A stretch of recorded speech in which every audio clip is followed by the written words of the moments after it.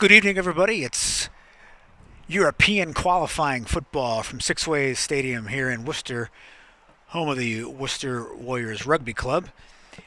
Tonight it's all about American football. Great Britain versus Russia.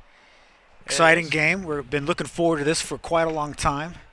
I'm really looking forward to it. Apologies for the sunglasses. Opposite us, you can't see. There is a sun reflecting off the Worcester Warriors glass, so it's making it blinding up here. So apologies for the sunglasses. Kyle's obviously a trooper from the States. You're used to the sun, we're not. I was in California for 20 years, so yeah. This is Was it? But no, obviously the teams are coming on now. Here come GB, led out by number 11. Who's number 11? Number 11 is Josh Vines on the defensive line there, yeah. But I know a lot of excitement. It's been a while since we've seen GB in action as a team. It's been since Milan. Many moons ago. But a lot of these players play with each other. A lot of teammates. But also a lot of nerves tonight, even with that familiarity. I know that they are anxious to get that first series under their belt so they can figure out exactly what this Russian team has to offer. Well, there's a lot on the line. If they win this tournament, they go on to play the Swedish national team in a few months' time. Obviously, Italy played Denmark on the other side after Italy won their tournament the other week. But I'm sure they just want to do the country proud, do the sport proud as well, do BAFA proud. Well, it certainly means a little more when you're wearing the colors of your country, no doubt about it. And you get that sense from all of these guys. We obviously know a lot of them, and they clearly are proud to be a part of this team. And now we're still waiting for the Russian team to come. And I was talking to number 56 of Great Britain. That's Jake Harben, former teammate of mine. He's now currently plying his trade at the Tamworth Phoenix, and he said it's been a long day. He's been up since 7, done his usual routine. Said come 2 o'clock he was really excited, but he had to control the emotions until now. Here the Russian team led out with their national flag, led out by 44, number 12. Number 12 is their starting quarterback, Nikolai Shitov. Let's make sure we make the right pronunciation of that name. There's number 44. 44, our rosters aren't in numerical order, so we'll be hunting and pecking here for a little bit until we get it. That is Omari Grinyaev. He's a linebacker. For the Moscow Spartans. I'm guessing that's going to be the O&D captains leading out their country. But yeah, as my colleague Carlos said, they're not in numerical order, so we've got to look down for the numbers and try and find them. As both teams now take off their helmets, and we'll pause here for the national anthems.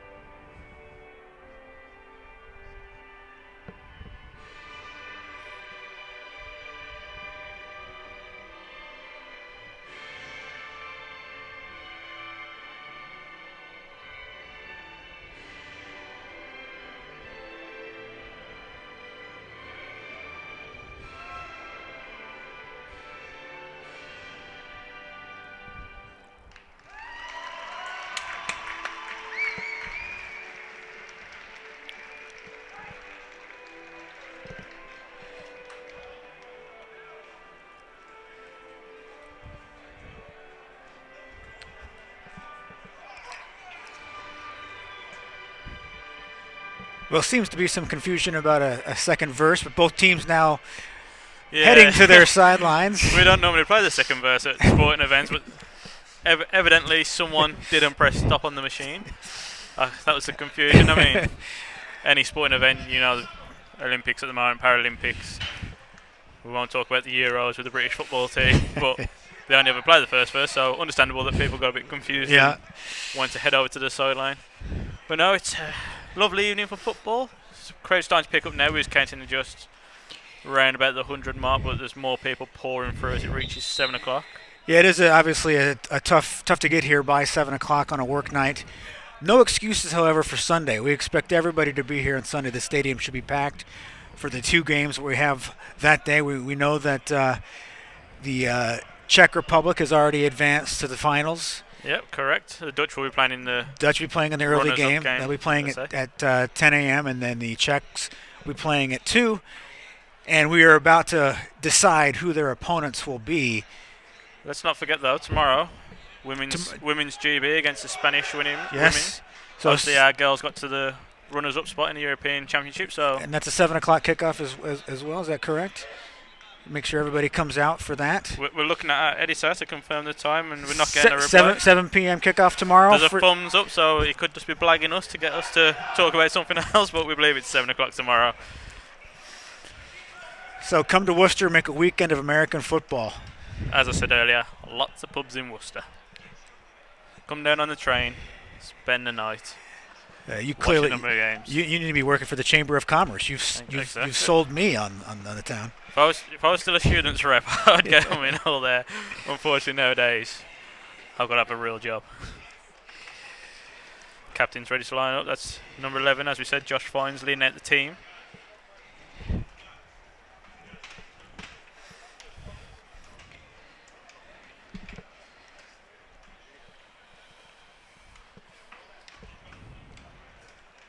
Yeah, still waiting. Our countdown clock shows 5:24 before kickoff, but the first game we kind of jumped ahead after the teams were ready to go. No reason to make guys sit around when they want to start hitting each other. Well, we was talking before we came on air, and the Russian team looked like they're ready to deliver a few big blows. A lot of big players on their team. Obviously, there's a lot of big players on the GB team, but we are close to the Russian sideline, so we can see them. Well, I have to say, I like the Czech team did this as well, where they wear the helmet of their regular club, their full-time club, and then the uniform of the country. It's very similar to what the NFL does with its Pro Bowl, and it's a way for you to be able to see where these guys play, who plays together. Yeah, it's a good idea. Obviously, this advert for EP Sports there. They are helping us provide this stream. We are doublecoverage.com, and with association with End Run Productions and EP Sports, we've been able to bring you the streams, and we'll bring you the streams all weekend of all the games. That includes tomorrow's GB games and Sunday's games between the runners-up of this one and the winners. Obviously, there we go, doublecoverage.com and End Run Productions. We've had a good partnership with them for a fair few years now. They're a very good production service. And hopefully they'll continue to grow and bring a lot more to GB as the captains walk out.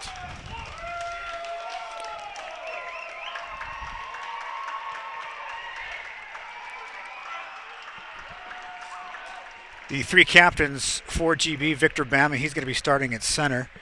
Ariel Mofando, a linebacker.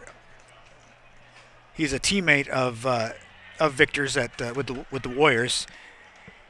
And then, as we talked about, Josh Vines, who plays for the London Blitz, defensive lineman.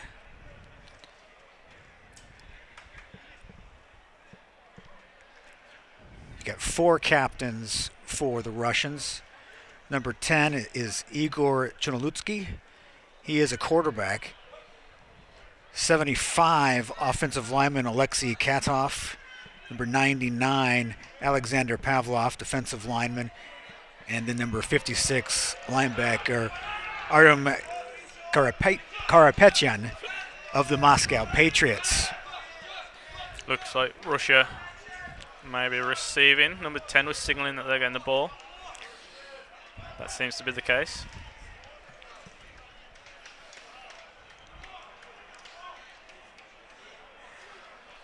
They will receive. What wind we have will be at the Russians' back to start with. It has died down from earlier today. Yeah, obviously the Dutch had a big flag in front of us, and you can see, obviously we've still got the team medic who are covering this game medically. We've got their banner in front of us, and that's got a bit of a wind blowing situation. Might fall over actually, so I might need to anchor that down. The deep men for the Russians. Looks like that's number 13. And again, sorry, I have to hunt for where he is on the roster. That's Pavel Voronenko, wide receiver.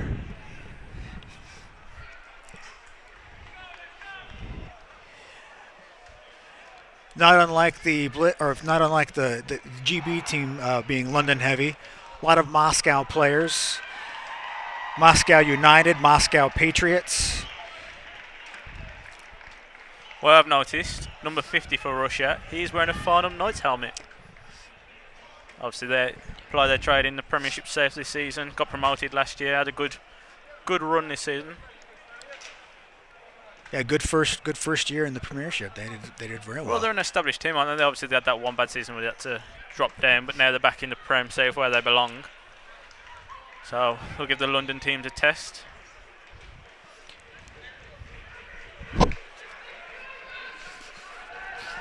Looks like, what? Doing the kicking for GB is number 10. That's Jack Daly. Hopefully this game has a bit of heat to it because it is freezing up here in the press room. And I've left my jumper in the car.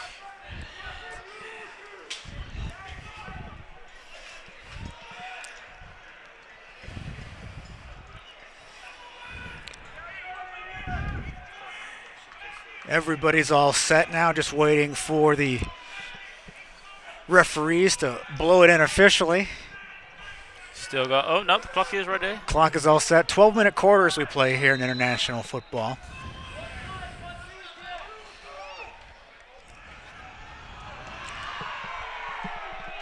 High kick taken at the 10-yard line. Spaced up the middle, out across the 30-yard line. That was Pavel Voronenko on the return. I believe it was John Kenyon, number 30. We mentioned him earlier, obviously playing for Potsdam Royals in Germany, GFL 2, making the tackle. GB coming out with 2 high safeties. 3 down linemen, 1 standing up, 1 linebacker. Looks like a 3-4. Aerial spread out between the 2. And Chernolitsky's back to pass. Has his man across the middle. That hole, if they're playing, depending on how they're lining up GB, if that hole may be open if it's in the cover 2. Depends what the middle backer is doing, number 52. It was Viktor Fatihin on the reception. One of several Moscow Patriots on the Russian team.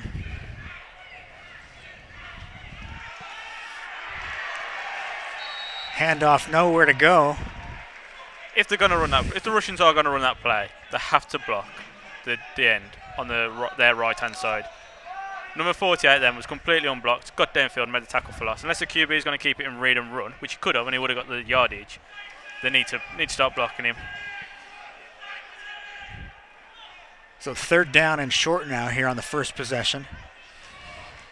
Back to pass, he's got nowhere to go. Wrapped up by a couple of GBs. That's 48, number 5. 48 and number 5, Niall Scott and Alex Haldane, both from the London Warriors. Great players. Of course, 3 weeks ago, the Warriors on this very field just won another Brit Bowl. Well, Niall Scott Grant, he went over to America, played, I believe it was Div 3 college, so he's back in the UK now, and playing for GB and making big plays in the first drive.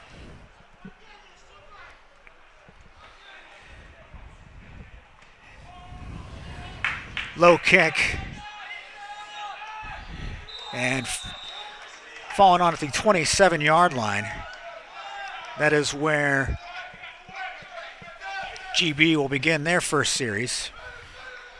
Interesting they let the ball bounce there. I thought maybe, because it was in the air long enough to catch it and run, but letting it bounce, I think that might change throughout the course of the game.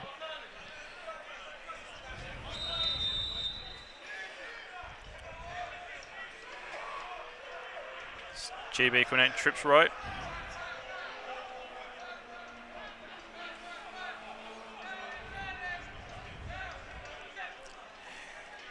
Hand off to Watson.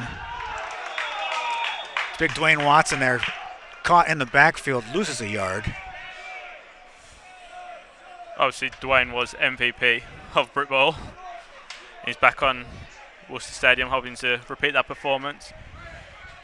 Big running back, powerful, strong. He's been number one for London Warriors for a long time.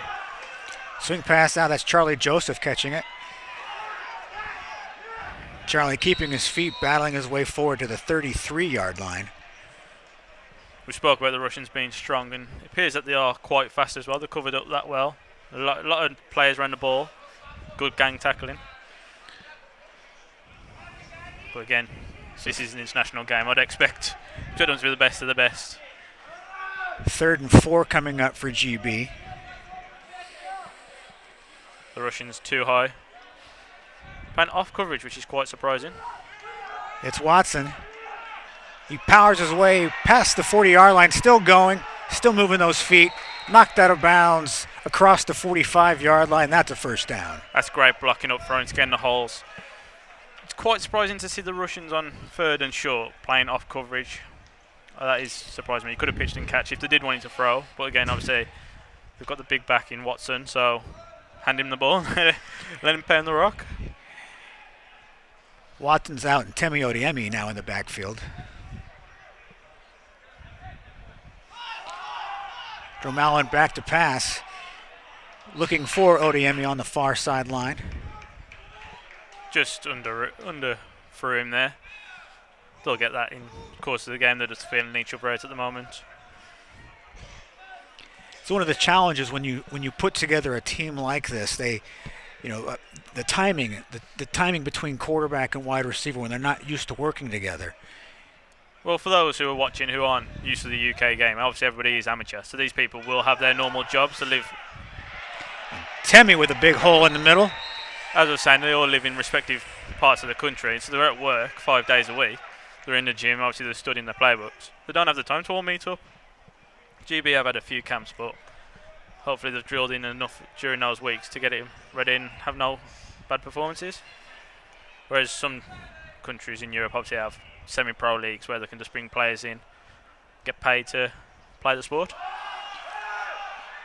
Allen has time. He goes down the middle of the field and he throws an interception. Knocked out of bounds on the near sideline. That is number 20, Dmitry Kulinic. Dmitry actually made some noise recently by, on his own Instagram, predicting thousands of interceptions that he was going to make this weekend. Got a lot of time for that. And got a lot of time. 3 minutes. 3 minutes in, he's got his first. So thousands may be a little hard to reach, but a big play there. Maybe if it was 15-minute quarters, he could. Yeah. But it's great read by the safety. But it's just a poor throw. No one was near it. More pressure again by Team GB. That's a good sign if they can get to the quarterback. I believe that was Niall Scott again. And Josh Fines this time. They're big linemen that GB have on the D-line, and they're just bullying this Russian O-line. Could be a long day for that QB if the Russians can't keep him upright.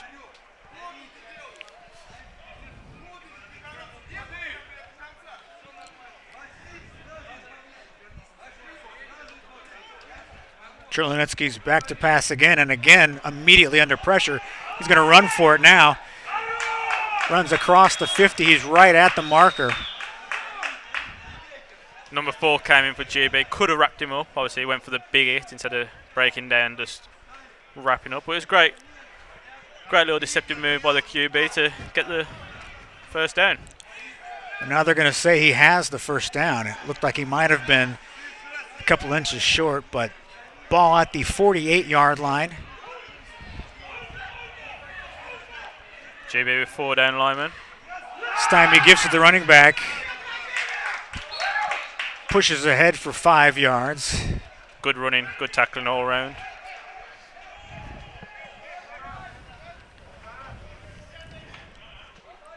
Russians quickly back to the line of scrimmage.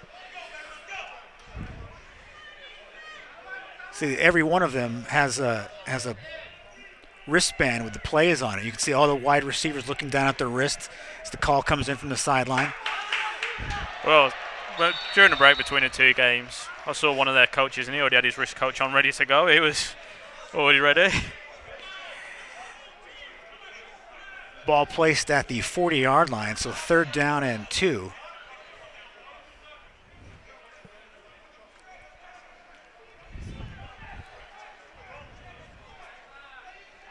I don't think I've seen so many players with the coach wristband on before. And back to pass to Chernolitsky. Short pass is going to be good for the 1st down. Great driving his feet there. It was wrapped up by the safety, but he managed to drive his feet, get the 1st down. With regards to the wrist coach, Loughborough Aces, they used to have everybody as a wrist coach. They used to play no huddle.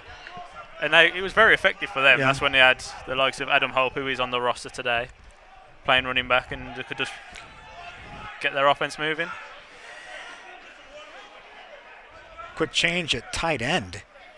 All of a sudden they've got somebody lined up at tight end for the Russian offense. Running back in motion, he gets the ball, but nowhere to go. Good penetration. Josh Vines again getting into the backfield. If the GB D-line keep getting the tackles for loss, I don't think that end around will work that much. But gives them the option to read it. QB could pull it and run downfield himself. Not quite like the Czech QB who was running right earlier, but I'm sure this guy is an athlete. 2nd and 12 coming up for the Russians.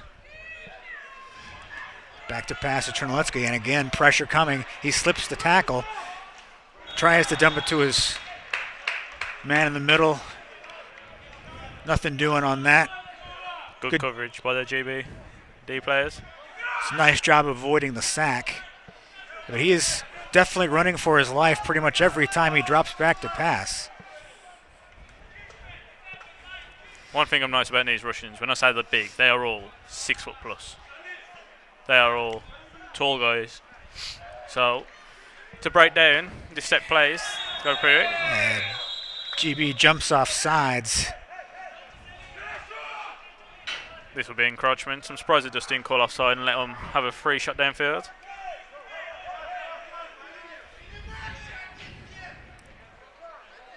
No, doesn't seem like there's much to discuss. Oh, full start. False start. Suppose on the wide receiver. False start bails out the GB defensive line. Interesting, and both of us would have thought that was encroachment on offside, but So 3rd down and 17 now.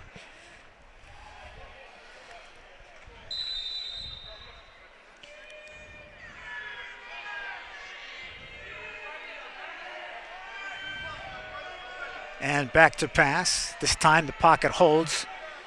Now scrambling to his right. what a play. Well, now Scott. That's a D lineman chasing down a QB from behind. That's a D lineman who plays like a linebacker. He's got some great speed. I believe when he was with the Warriors juniors, he was a linebacker and then moved obviously to D-line as he's got older and bigger. Russians trying to get 11 on the field for the punt.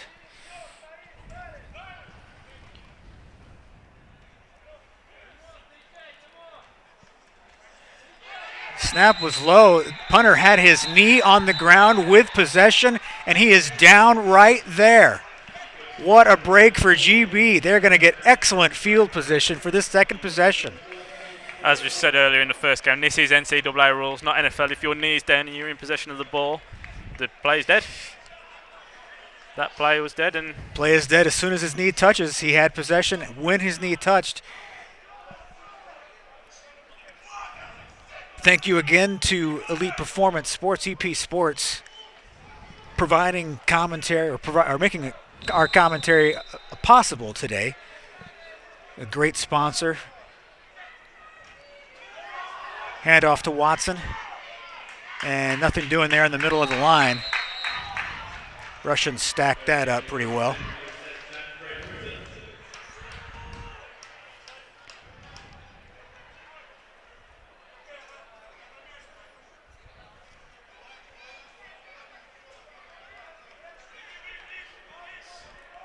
GB staying in the spread formation. Wondering if they're going to lay Mary out after that interception. Well, yeah. He is back to pass. 13 is looks open. Across the middle. He's got Charlie Josephs. Charlie looks to have a first down. Charlie Joseph was just sitting there in the hole. Stayed there. His route came to there. Just waited for the QB to throw it. Seen him. Hit him right in the numbers, and that's first down. They've got to take advantage of those routes. If the hole's open, sit there. Just dump it off to him. Line of scrimmage, the 32-yard line. The give to Watson this time. He cuts it back. Powers his way forward for a few yards. The Russians are keen in on the run, making some good tackles. Obviously getting 5 yards, but they are wrapping up and not letting him run for 30 like he has done all season for the London Warriors.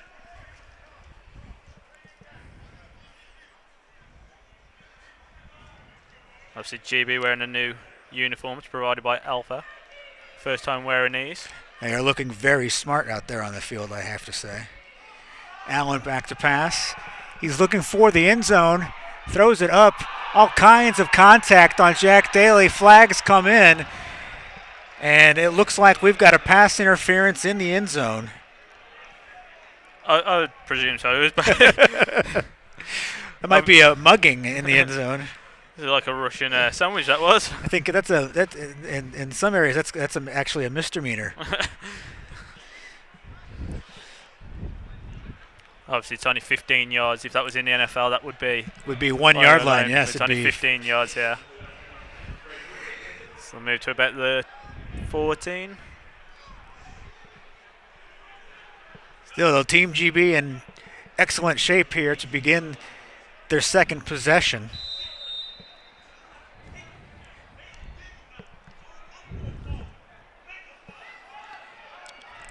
Allen looking to his right as his running back.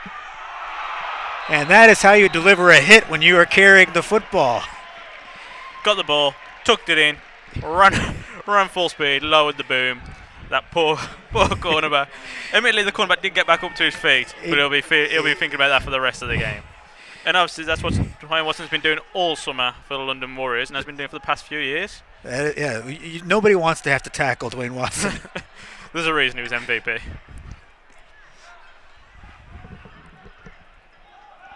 Allen again, back to pass. And knocked away.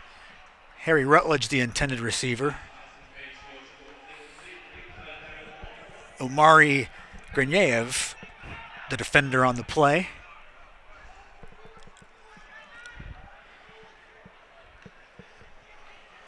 It's going to bring him down to 3rd and short. Pair of running backs now into the game for GB for the first time. Adam Hope and Dwayne Watson. It's a big backfield if you want to try and stop that. Hope gets it, slips a tackle, and he is in for, well, they're going to say he's just short. The refs are waving him down at the 1. Where's that challenge flag? Well, obviously we said there was replays available for this game. Someone throw that challenge flag, I might just throw it myself. They can't get closer to the end zone without getting in. It sure looked like he was in, but... Well, they're running to the right-hand side. There's big blockers up front. 61 and 72 for GB. And they just made the hole, made the lane, and could have been a touchdown, but the refs have marked him down at the 1. Same Again, play. It's Hope. And this time, no doubt about it, he's in for the touchdown. Exact same play. Off tackle to the right-hand side. Got the blocks there. Touchdown. Brilliant. And as you talked about that right-hand side of that line, that's DJ Onkalada and Az Sabati, teammates with the blitz, just leading the way. You got big bodies up front and then running backs who know what they're doing and know how to find the hole. You're going to have a successful team.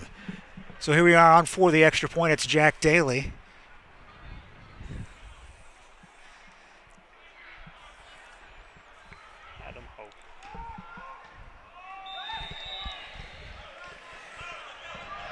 Extra point is good. Not sure if you heard the wee from the crowd there. I think they may have lost the ball. Yeah, the stands on that end are not very tall. Someone from Baffer is running around the back. There's probably a kid around the back also waiting for the ball, like, oh, new present. So GB has to feel very good about the way their offense has moved the football. Take away that interception. I mean, they have not been stopped by the Russians. No, the interception, I think that was just the first drive. No, it's a bit of a bad read by the quarterback. Obviously, great undercutting of the read by the safety. But since then, the GB offense is just doing what it does best, running over teams. I think what credit needs to go to the D-line mostly. So far, they've been the best performance. GB's D-line are just causing all kinds of problems for the Russian QB. A lot of shouting on the Russian sideline at the moment. I'm sure they'll air out their views more politely in a second. High kick from Daly. Across the 20. He's got some space. Cooks the back. And Daly in on the tackle, along with Enoch Ancambo. But a good return by the Russians gives their offense a little bite. Ball at the 49-yard line. So the Russian head coach is an interesting story. It's Tony Simmons. Tony Simmons, former NFL player, played for the Patriots and the Giants, among others, and has been involved in the international game now on a lot of different levels. This is actually his first game as the Russian head coach. He's coached in Finland, he's coached in Italy, he's coached in Brazil. He's like a nomad, just kind of. He's like Kane from Kung Fu, just kind of walking the earth and coaching whatever country he's in. And right now he's in Russia.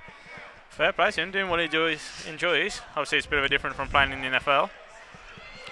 Delayed handoff and all kinds of space in the middle of the field.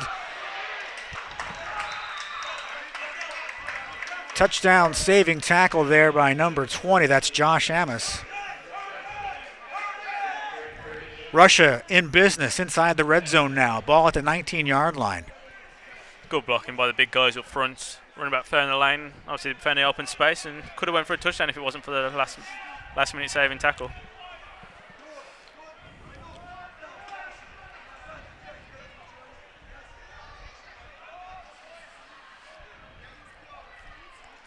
And we're going to have a false start on, looked like the far wide receiver at the top of the screen there. Jumped off. GB are getting lucky because, again, a D lineman did encroach, but the ref on the far sideline is giving it for full start. Hard count got his own man that time. So 5 yards. Pushes them back to the 24-yard line. 1st and 15. Stadium's starting to fill up nicely. I can still see the Czech national team and all their jumpers on the far stand, obviously enjoying their victory from earlier, skating the two teams out. It makes the journey to the UK very, very valuable for them. They've got their win under their belts. Looking forward to Sunday's game now. And again, quarterback being met in the backfield by Team GB. Said it earlier, the need to start blocking the right tackle. Not the right tackle, sorry, the left defensive end. So the right tackle needs to start blocking him. That's twice he's been left wide open. Twice he's made the tackle for loss. This time, obviously, it's a sack. If they are trying to play the read option, the QB's got to see this and just pull it and try and run. Or, if he sees him flying down to him, give it to the running back and let him work his magic. Back to pass. Again, pressure. He steps through it. Has some space in the middle now. He is going to be well short of a first down, although he gets near the 20-yard line, or I guess they're going to mark him down now to the 23. So it'll bring a 3rd down long for the Russians. as the first quarter now ticking down to its final couple of seconds. They will not get another playoff at this end of the field. And that is the end of the quarter. Pretty much what we expected, both teams feeling each other out. GB D linemen got their ears pinned back and flying to the ball, making a lot of tackles for loss and a lot of sacks. But the big story, probably Dwayne Watson's running the ball on the Russians. And obviously it's got GB their first touchdown, which was scored by Adam Hope. GB's got to feel really good about the way that first quarter went. They you lose the turnover rate or turnover battle and still lead in the score. Exactly, and they're playing at home, which feeling like it might be a bit of pressure. Obviously, like when I was in Milan, obviously there was travelling. The Italians were the home team.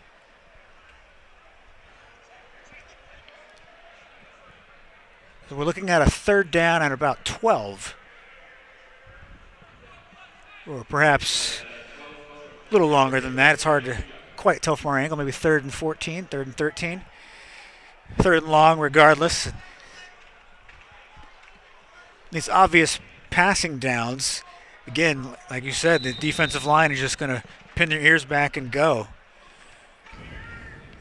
4 down lineman. And again, people in his face, throws it up. And it is intercepted in the end zone. Now the officials are going to discuss whether or not he had possession. Well, he ran into the goalpost. He sure. And still held the ball. He can't be out of. He's not out of the end zone if he's hitting the goalpost. They're running off to the side. I'm thinking it must have been a turnover. So waiting for. GB certainly acting like they have possession, but the referee's still in conference, and we'll see. It's currently a referees meeting. And still no signal. And there we go. Touchback. Number 20 with the interception. That's Josh Amos. He's the one who saved the touchdown on the tackle. And then turns around with the interception. So a couple of huge plays for him. Former Sun Thrasher, currently applying his trade at the London Warriors. Great kick returner. Obviously, if you've seen his huddle, you would have seen all his touchdowns. They'll be proud of him tonight with his first turnover of the game. So 1st and 10 for GB. Ball at the 20-yard line. There's the old lineman for GB. They've been keeping the QB nice and clean today and making good holes for the running backs to get the yardies that we've got. Not quite sure what the holdup is. Unless they're checking the replay. How would we know if they're checking the replay? But that is perhaps what's going on. We are being told that they are checking the replay, but obviously they've got someone up in the booth, or can't see anybody else in a booth, so maybe it's us. We'll give them the interceptions. Well done. I think it was an interception, yes. Maybe that works. He's still talking.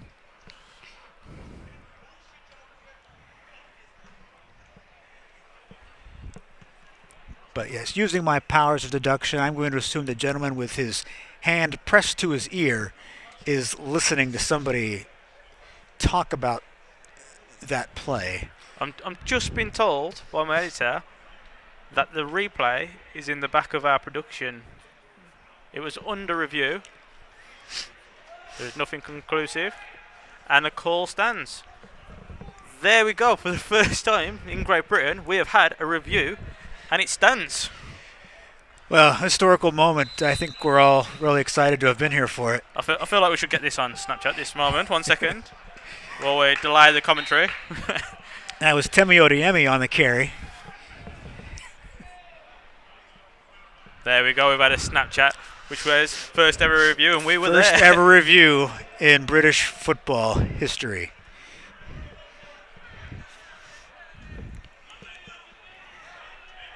Second down. Gets his wide receiver in some space out there. Thrown down with a bit of force, is that? Thrown down. That's David Saul.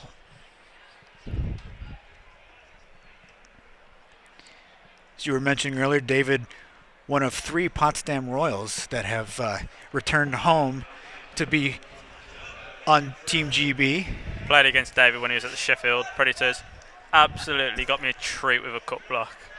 I was playing safety, he was playing wide receiver, and he came out nowhere and just absolutely blew my knee off.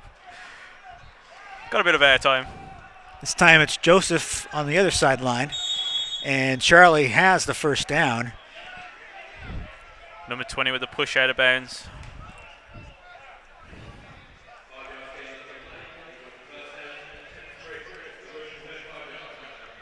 So very effective and deliberate football.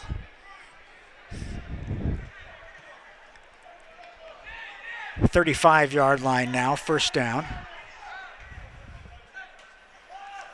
Allen back to pass. Overthrows his man. He was looking for Saul on the far sideline. We do have a flag down back at the line of scrimmage. Normally it's going to be either roughing the passer or holding.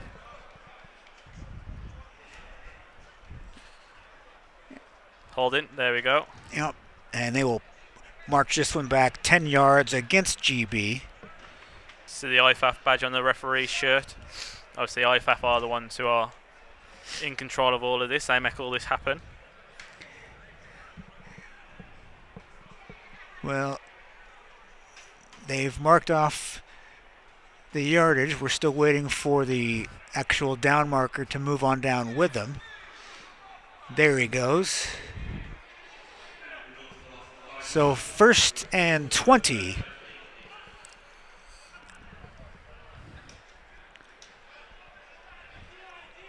Just been showing the commentary on our stream. There are a lot of people from Russia watching this. We're not sure how to say Russian in hello. We're not sure how to say hello in Russian, but hello. Odeyemi loses the ball. Good coverage by the Russian defenders coming flying down, forcing that fumble. Obviously, there's a bit of a didn't have control. They might rule it actually incomplete. I would be arguing that it was incomplete if I was the running back. I'd be like, I never had control. Well, we'd like to apologize to all of our Russian listeners for the way we're saying Russian names. I believe it's hello in Russian is privit or privit. Privit to all of our Russian viewers this evening. Thank you for staying up late with us. Pass thrown behind Joseph, incomplete. Number 20 again, could have been set. That would have been his second one of the day. Obviously, you said about his Instagram, he said thousands. He did say he was going to do thousands, so he's chipping away at that. We all know safety's over-dramatise everything, so thousands, more like 2. So 3rd down and very long now for GB.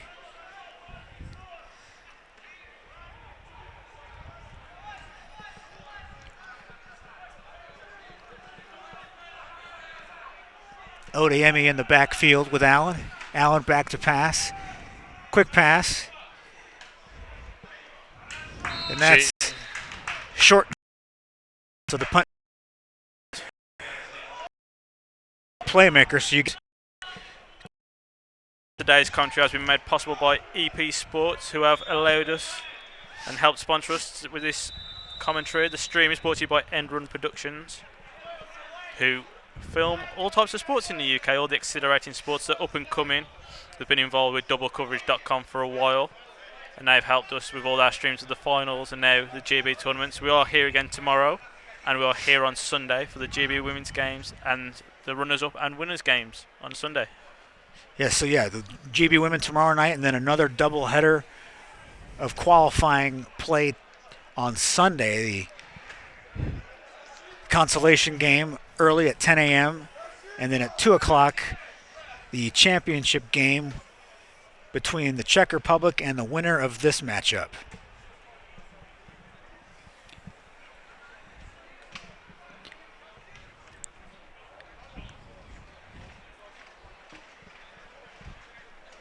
So GB will be punting off to the Russians deep. For the Russians is Pavel Voronenko and number 80, Victor Fatuhin. And I apologize to Victor's family if they are watching.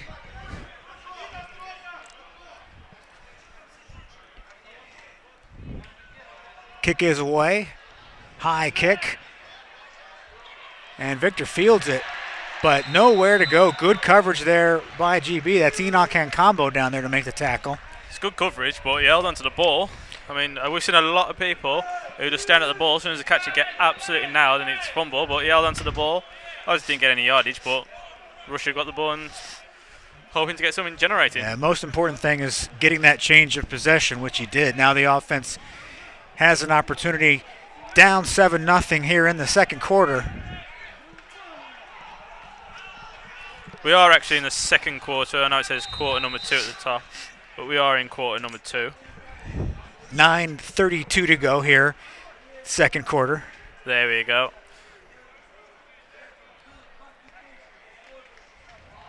Handoff in the middle. That's Matt Eva cleaning things up. It's like he was shot out of a cannon, just destroyed the running back. Lucky he wasn't flagged for taunting there. They had a pulling guard try to follow him, number 74, but as you said, Matt Eva did come flying downfield. Big hit. Not sure about the celebration, if I'm honest, but each to their own. 74 is the right guard. He was pulling, tried to follow him, but you know, when holes are open, D players are going to make plays. GB still with 2 high. Now 5 wide receiver look for the Russians. Back to pass is Chanlutsky, scrambling. Does a nice job of stepping out of a couple tackles. Shaking and baking there. And he is going to get the first down. So a good scramble by the Russian quarterback to pick up the first down, move those chains. Holding the ball like he's Michael Vick out there. Shaking, baking, making people miss. Getting first downs. I'm sure it was meant to be a pass over 5 receivers spread out.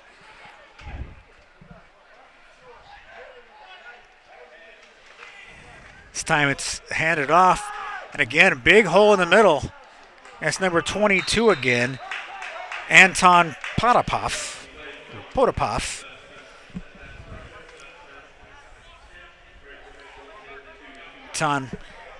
Anton plays with the Moscow Patriots.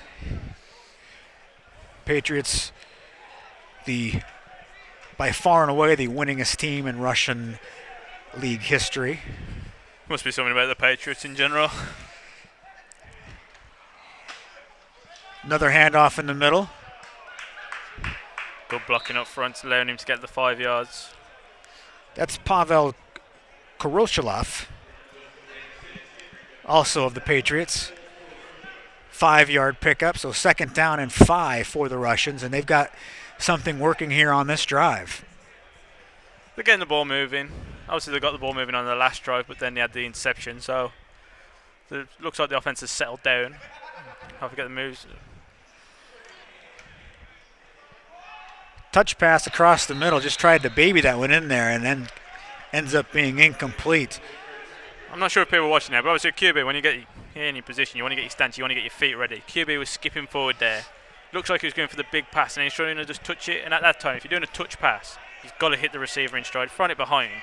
It's going that slow, it could be intercepted, he might get tackled, he might get lit up, so just lead him into it, let him catch it and run. Yeah, so much is about arm strength, and we talk about arm strength, but footwork is so important for a quarterback. Footwork and the core. If any young quarterbacks are watching, the core helps you so much. Flags either side. Well, though. offsides, that was Ariel Munfando coming on the blitz. He mistimed it, jumped off sides, almost committed a double sin by then giving up on the play. That was a free play for the Russians. That will be an offsides penalty. That is 5 yards, and it looks like that should be enough for the first down. And it is. So it'll be a 1st and 10 for the Russians. As we saw in the first game, penalties can kill drives or help them, and obviously they're helping the Russians here, extending this drive. Ball at the 32 now.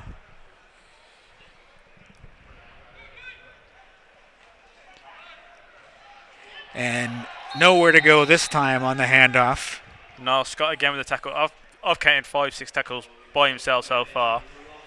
We can't pick MVP. He's been all over. Before the half, but he has been the most dominant player on the pitch so far. Well, he had the big chase down of the quarterback there early in the first quarter. couple of sacks. You know, he's making plays. For a D lineman to make plays, it's good going. So now moves to right end, lining up over the left tackle. Chernulski back to pass. Matt Eva coming across. Good defense there. Throwing a body around, no regard. Playing like a true number 52, shooting middle linebacker. Just been told that Noel Scott has 3 sacks and a tackle for loss. That's not including the tackles he's made downfield when the QB has started scrambling. So, good going so far. So 3rd down and 11 for the Russians. Our stats are brought to us courtesy of Podium. If you've not watched them so far, they have a Facebook page. Go around all around Europe looking at number teams. It was in GB with the Birmingham Lions. It was a good production. Obviously, we covered the GB women's team as well. And it was very good to watch. Big play here for the Russians. And we've got a false start. So a 3rd and 11 is going to turn into a 3rd and 16.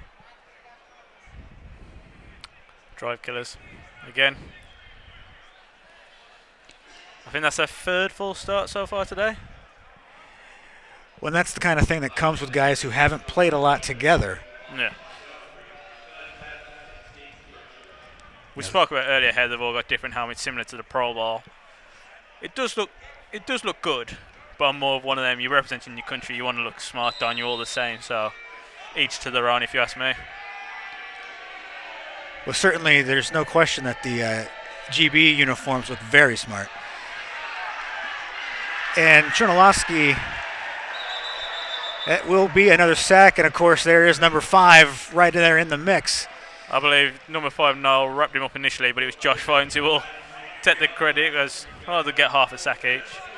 But a big loss on the play, so they're going to have to punt now from midfield.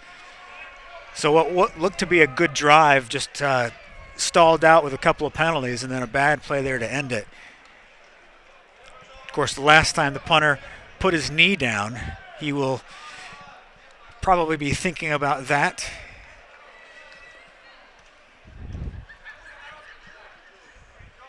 Snap is good. Another short kick. Joseph picks it up on a bounce. Then loses the football. Looks like GB did cover it, however. If you're going to make moves like that, you've got to hold on to the ball. I'm sure his coach will be on the sideline now giving him a nice bit of advice, shall we say. So Tim Thomas falls on it and saves the day for GB. 6:16 still to go here in the second quarter. 7-0 your score. The Russian D-line already ready on one knee. GB going with trips left. Single back. It's Deji Ali now in at running back, and Deji's got some space on that far side. So number 10 there, Jack Daly making blocks downfield. That's what you want to see from your receivers. We've seen it in the first game with the Czech Republic. Their receivers are making big blocks, opening up the field, and the running backs can just run free. And obviously, took them from inside their own 20 up down to the 40. But there is a flag on the far sideline. I've just noticed that. Yeah. Maybe we're praising number 10. He was the one holding. And it is a holding penalty.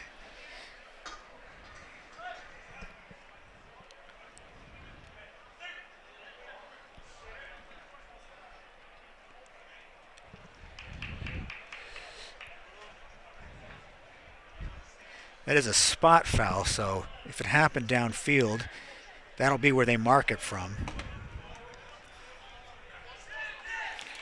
So you're actually in a situation here where we're going to get a 1st down and 6. Not something you see very often. Allen's pass. Good block there by Joseph. Couldn't quite spring him, but good idea on the outside. It's a good block, but I have seen those being given for blocks in the back. So, credit where it's due. Alex Laird, the receiver,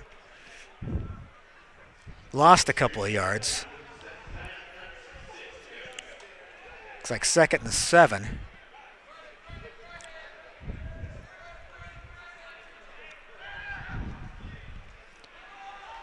Deji Ali again on the left side. Again, getting some good blocking downfield. He's got a first down.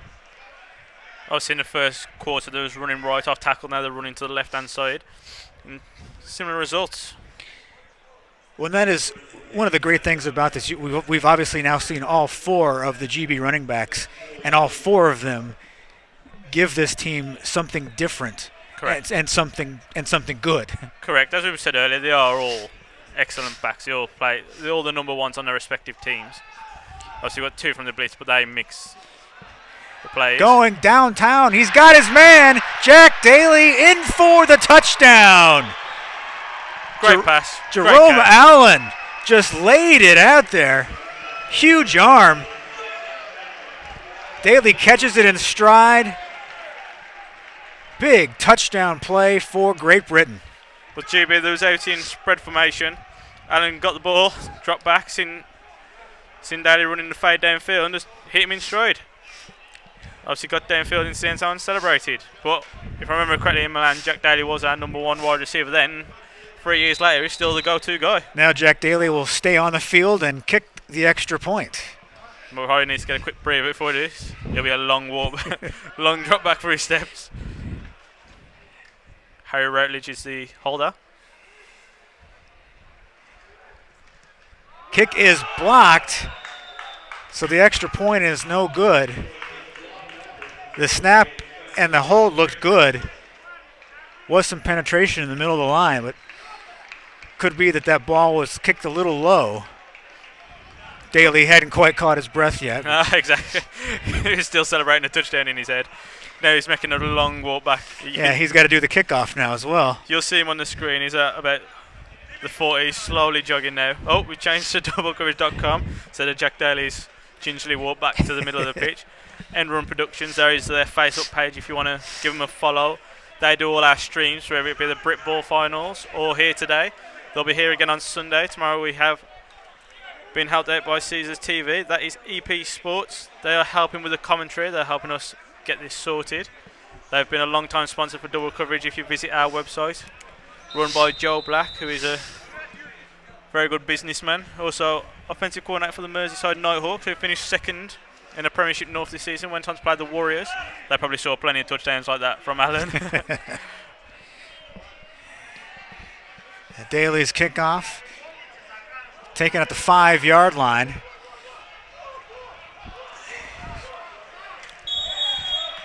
Big hit there along the sideline, knocks him out of bounds at the 30.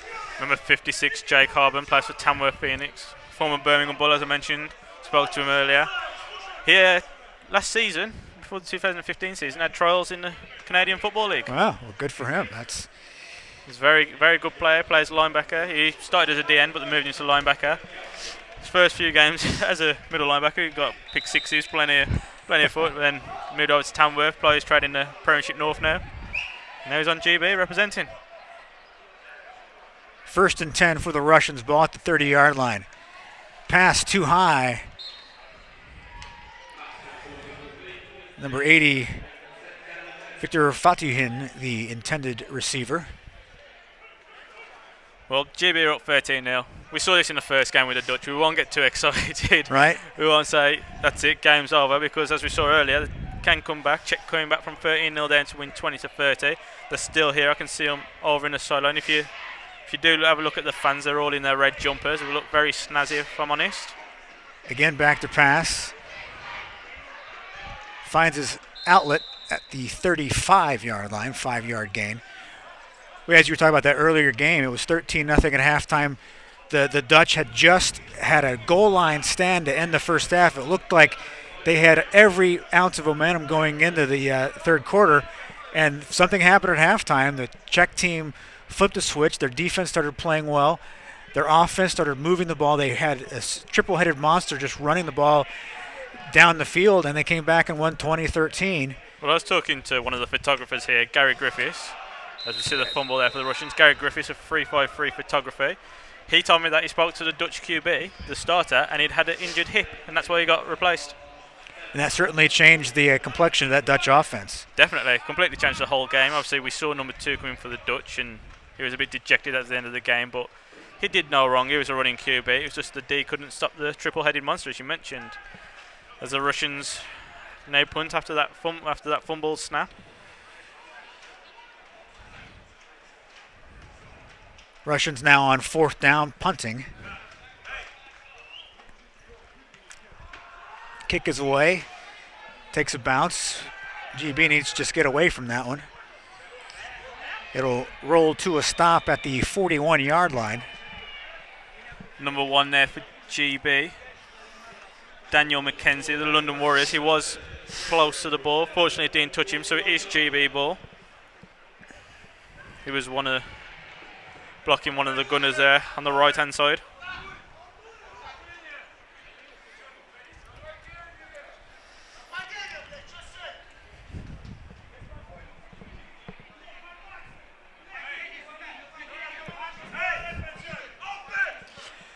So 1st and 10 for GB, 3:35 on the clock, so still plenty of time to put some more points on the board, especially if they're going to pick them up in 60-yard chunks.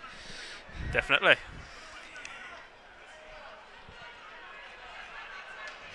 Run on that far sideline, that's Adam Hope. Again, running off left tackle. Good blocking up front, he's got the 5 yards. Obviously, Adam Hope had the first touchdown earlier in the game. The only touchdown, not the only touchdown, the only rushing touchdown of the game. Gain of 4, so 2nd and 6. Clock is running now down to the 3-minute mark. And you can hear Tony Simmons, the head coach of the Russians, talking to his team right now. Again, it's Hope. Hope is across midfield. He's got a 1st down. Instead of run off tackle this time, running up the gut. Same result. Number of yards, 1st down GB. Mark him down at the 47-yard line. Obviously, we are playing 12-minute quarters today, and I am a fan. The game seems to have gone a lot quicker. We've got a 7-man refereeing crew here, so that helps as well. But it's just been tuning along nicely, this game, as in the first game did earlier. The referees did an excellent job in the earlier game. They've done an excellent job so far here. Did he get his feet in? We'll see what the referees say. They're looking at each other. Nodding. And it is a completion. Number 82 with the catch. Alex Laird there. That's 7-yard pickup. Ball just inside the 40-yard line. Former Sheffield Sabres player as well as East Kilbride. He's now at the London Blitz.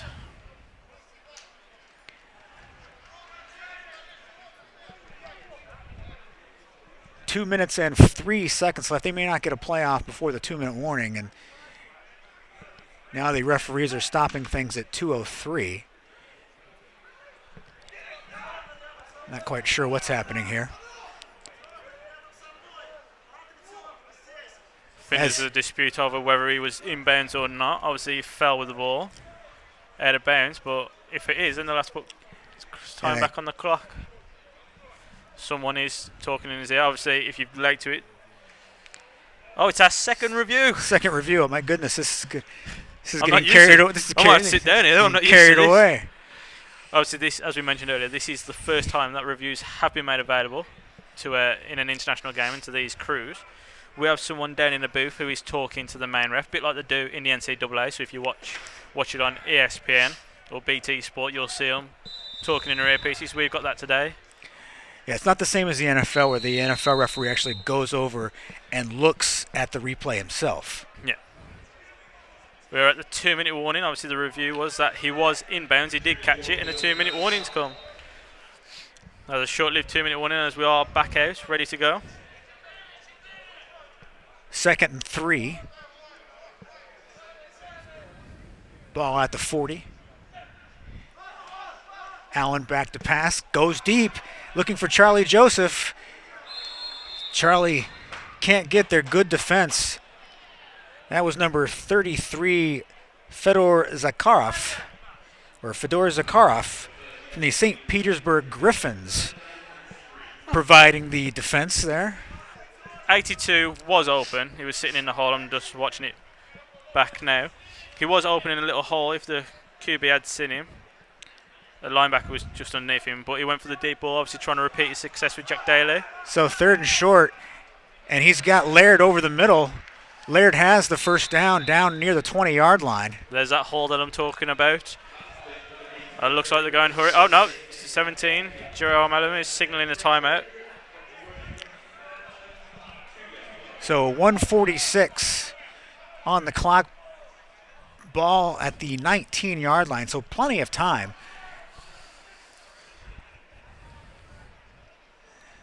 Could even run a play. You can even run the ball here if you wanted to. I mean, you've got timeouts. You've got time. Well, let's not forget that every time they get a first down, the clock does stop. So the clock does stop. So yes, time there, but they need to get the first down. We're not saying they will, but we'll see. They could always have the option of going hurry up, but it depends. Obviously, like the Russians, they've all got risk coaches, so they can go hurry up, whereas GB don't. So it'll be interesting.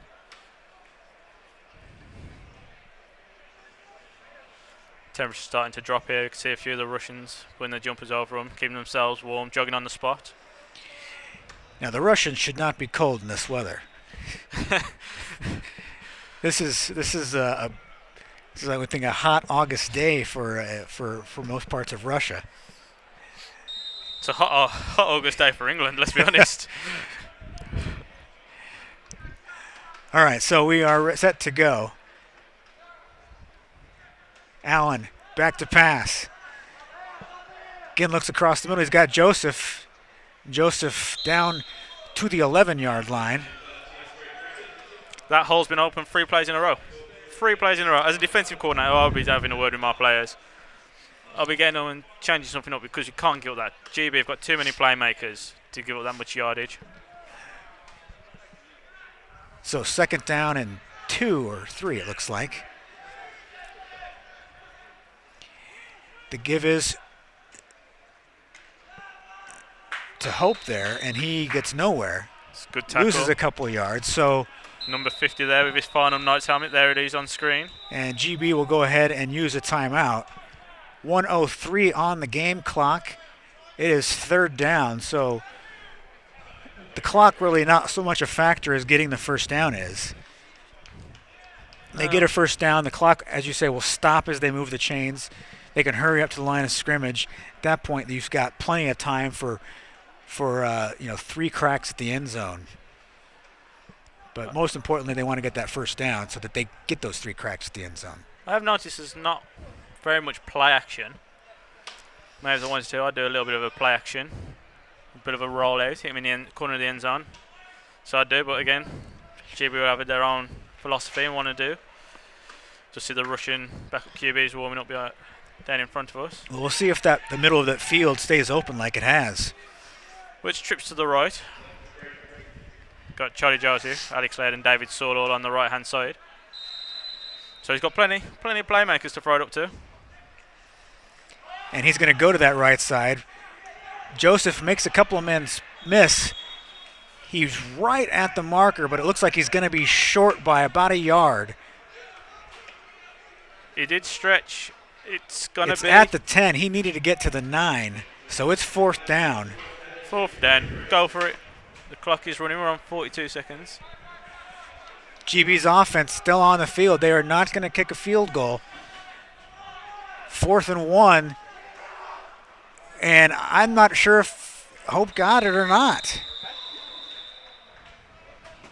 He is tackled right at the line of scrimmage. The Russians signaling that they think they stopped him.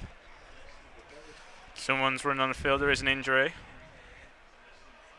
Right now there are 2 players. 2 GB linemen down. Obviously while the refs discuss what's happening, GB players getting 10-2. 72 is slowly getting back to his feet. That's DJ. He's up.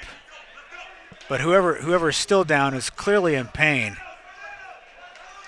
The Russians did stop him. That is a turnover on downs. So the Russian defense holds. 75 with GB's down.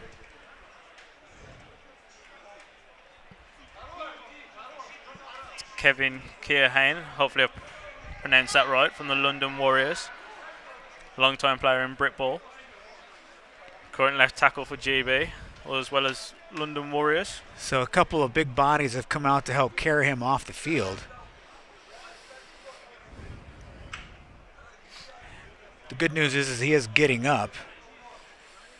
It may be a gingerly walk, but at least he's able to get off the field. Though definitely favoring that left leg.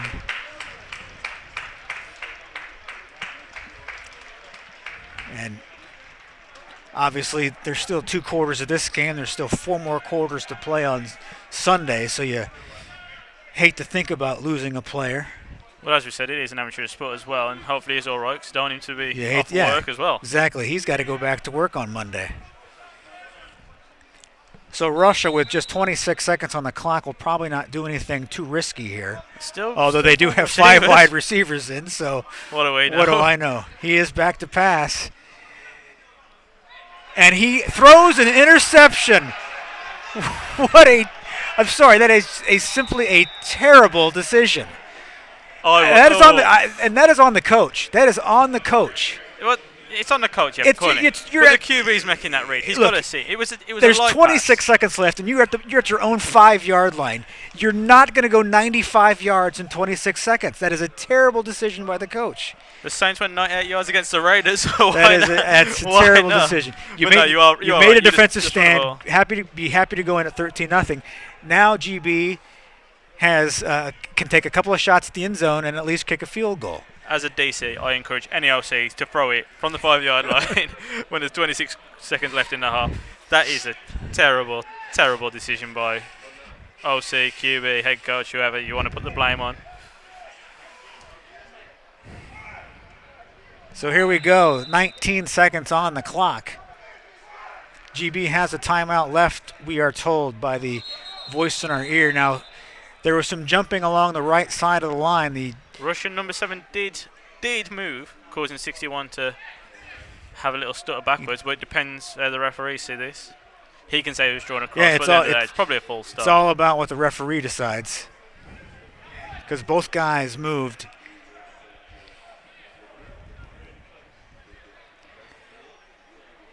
Still waiting, and we are going to get a false start on GB. So that pushes them back 5 yards. Back to the 21-yard line now.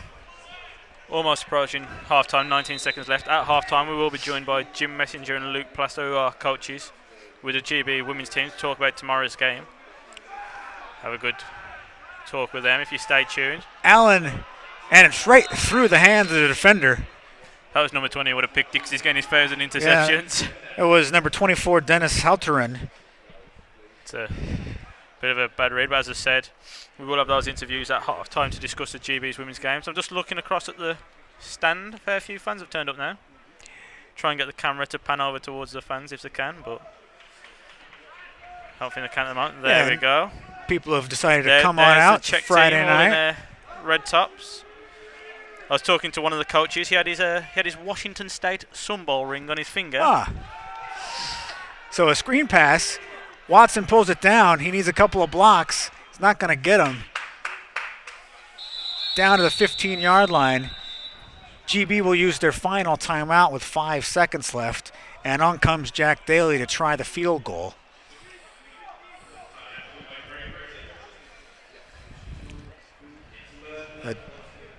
Daly's last PAT was blocked.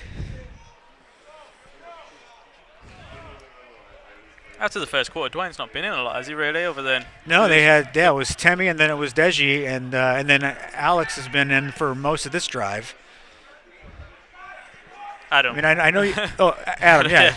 That's good. Adam.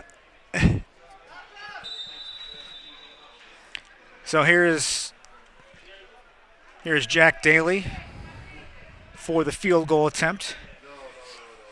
Be a 32-yarder.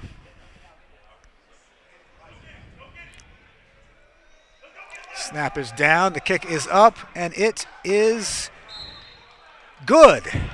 Jack Daly adds 3 points. The clock did not run, which it should have. Now it is showing 12 minutes, so That is the end of the first half. Team GB up 16-0 on Russia. Okay, that is half time.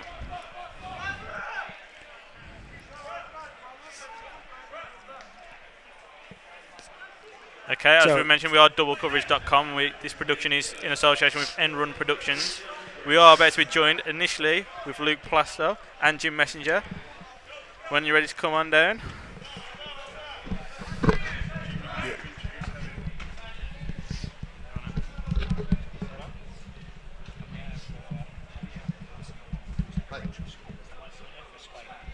Do you want to introduce it?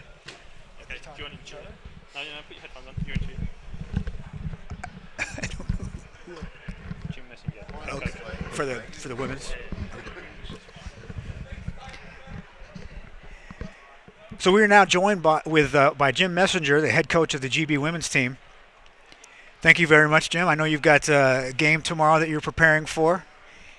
What do you do to get the team ready for a game like this? Well, we've been in camp for the last 2 days, okay. Right here in Worcester, preparing. We've had a number of camps throughout this year, selecting players and then just working towards getting to the level we need to play what we expect to be a very good Spanish team. And when was the last international match that you guys had? We played actually in Spain last year, okay. last August, in the first ever Women's European Championship. So our last game was actually against Finland, the European champions. Okay. We lost in the final there. So, all right. But a fantastic opportunity, a fantastic experience for all of us in such a new program, Women's American Football, to be able to go to a Women's European Championship, and thanks to the support of BAFA and everything they've done to help us promote American football for women, that's been the really important thing there. So what should we look for tomorrow then? An exciting game that I think will surprise people at the level of the skill that the women have now developed within football. I think a lot of people are surprised when they see the girls play, just how athletic they are. Well, certainly as an American, when I first came over here, because there's not an equivalent in the United States. There's not an active women's league, certainly that plays on a national team level, like you have over here. And so I was very impressed when I first saw the women play. It is not a it's definitely a real sport. These people, the women take it very seriously. I know you as a coach take it very seriously, and the quality of play is really quite outstanding. Yeah, they definitely do take it very seriously. I've been coaching 30 years with men's team up to national level here in Britain, and I see that the women coming into the sport, and they are every bit as committed and focused about their level of play as the men are, and they're very, very dedicated to their sport, and you know the way that they're driving it forward it comes from them. It's the way they drive it forward. All we can do is guide them, and it's down to them. It's down to their motivation, their desire to play, their desire to actually be out there on the gridiron and play this fantastic game. Oh, brilliant. And that game kicks off tomorrow at 7 o'clock. And are the women here now? Are they here tonight? Yeah, they're right over there in the stand, right opposite us, cheering on the men's some team. Noise. Yeah, getting the atmosphere here tonight, really enjoying that, and getting excitement about actually being out there on the green stuff tomorroher. Well, I'm sure the men's team will return the favor tomorrow night and fill the stands as well. I very much hope so. Now, I know that you have there's another coach here with you, right? This is the coach of the Spanish team? Yeah, this is Javier Carrasco, who is the Director of Sport in Spain. Okay. He's actually managing the program here. The Spanish team arrives tomorrow. He's here as the advanced party. And, very great friend of ours. They were great hosts last year at the European Championship in Spain. Put on a fantastic tournament, just absolutely amazing experience for us to be part of, and very pleased to renew our acquaintance with them, and they're here today. Excellent. Well, welcome. Do you mind if I can ask you a few questions? So, in the development of football in Spain, what have you noticed has changed? You obviously are very connected to the sport there. Yeah. And in terms of coming over here and playing in these games, how does that help you as a team? Well, we try to work with our girls from the beginning, and this is one game part of our program with all the national team. This is the second game this year, and probably will be the last one, but is one of our part of the program. And how has the women's game evolved versus say? Because I've been down and I've seen some of the men's It's the football. same. It's the same, yeah. It's the same like a men's game. The coaches prepare the games the same with the guys or girls. They are players. They are not women. They are not men. They are players. They're football It's players. football players. Yeah. Definitely. So what should we look for from the Spanish team tomorrow? Well, we will be here to make a great game, a great party with our friends of Great Britain. Will be a fantastic game. Obviously, we try to win, but they are the second team in Europe, and they are a good level. We try to improve. Well, we will be here for a fantastic game, and for sure we'll be. Well, obviously, anytime you walk in between those sidelines, everybody wants to win. But when you've got a friendly like this between programs that obviously have a mutual respect of one another, players that respect each other, it's got to make for just a kind of a special atmosphere to the entire game. Yeah, that's definitely. This is respect between the players, between the coaches. That's the way. And the idea is that everybody at the end of the game is better and healthy. Sure. Healthy, for sure. Better player, better friends, and football players, definitely. Wonderful. Well, thank you very much Thanks to you. for joining us. Thanks to you, thanks to Jim, and thanks to BAFA to invite to us to a great stadium, a great game for sure. Thanks to everyone. Well, we encourage everybody who's anywhere in the Worcester area to come on out tomorrow. 7 o'clock is the kickoff. Fill the stadium, show the Spanish team that what the kind of hospitality that they gave to the Great British team last time. Come on out and be at that game at 7 o'clock. If you can't make it, of course, you can watch it right here on the stream. Thank you both tomorrow, and good luck to both of you tomorrow, to both teams. And we look forward to a really exciting match. Thank you. Thank you very much.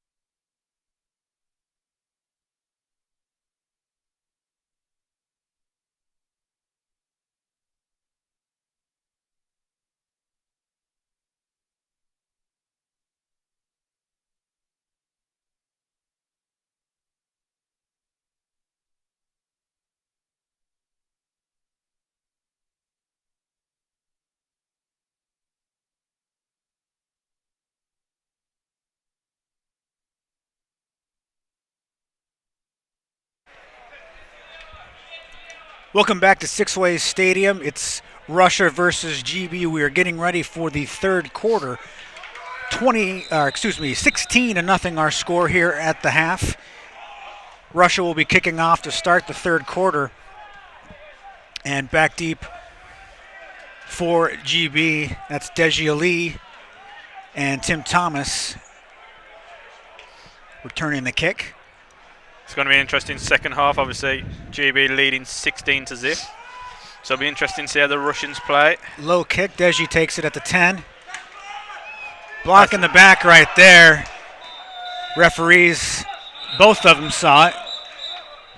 A couple of flags come in, so That was a horrendous block in the back. GB will be backed up to start this possession inside their own 15-yard line, maybe inside the 10. See what the referees call here. There is 2 flags, so be interesting. I think they both caught the same foul myself. Block in the back on D.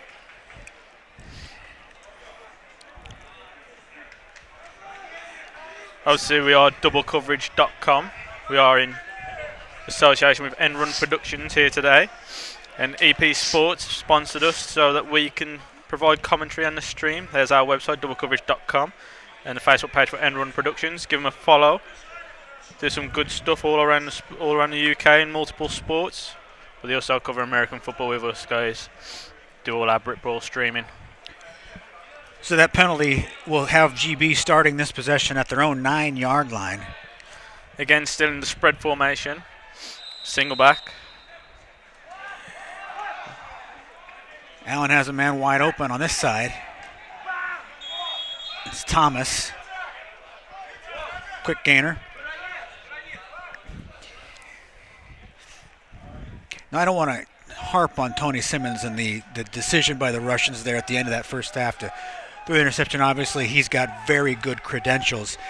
But it's the kind of thing where I think the coach has to go in at halftime and tell his team, that's on me. You guys don't worry about that. Let's worry about the third and fourth quarters because that's the only thing that we can influence right now. What we saw with the Czech team in the first game. Yep, well, obviously it's not affecting them because the D is still flying in. That was an attempted run-off tackle.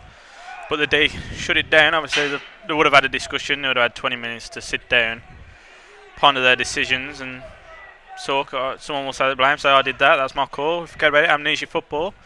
Let's go on there and focus on the second half. We're still in the commentary booth. We're still joined by Luke Plasto, who's the offensive line coach. Coach of the GB women's team, getting ready for tomorrow.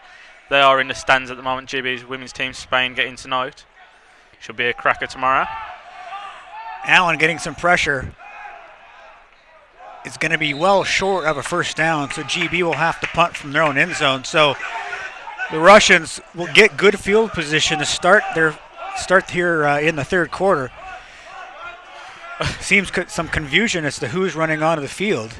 One of the coaches there was shouting at home, and all the offensive unit ran on the pitch, but what he meant was the punt team. Head coach is trying to amp up his team.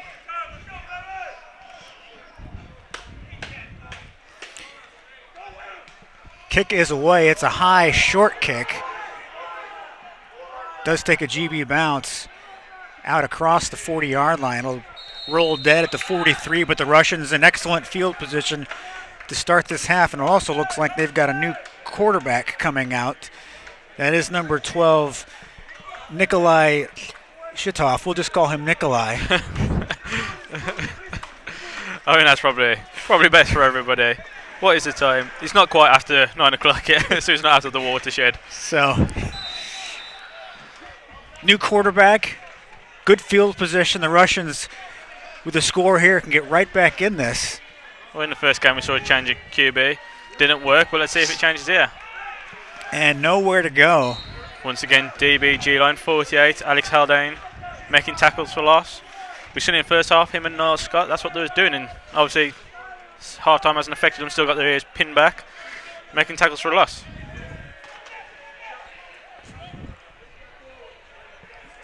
Second and 9. I'm not sure if you can see it on the stream, but there's 2 paramedics just sitting in the stands with their high vises, just enjoying the game. And well overthrown. The only receiver in the area was GB defensive back Sam Obai. Well, he's got the arm strength. I don't know if that was a miscommunication between the QB and receiver, but that was a interesting pass to no one. So 3rd and 9.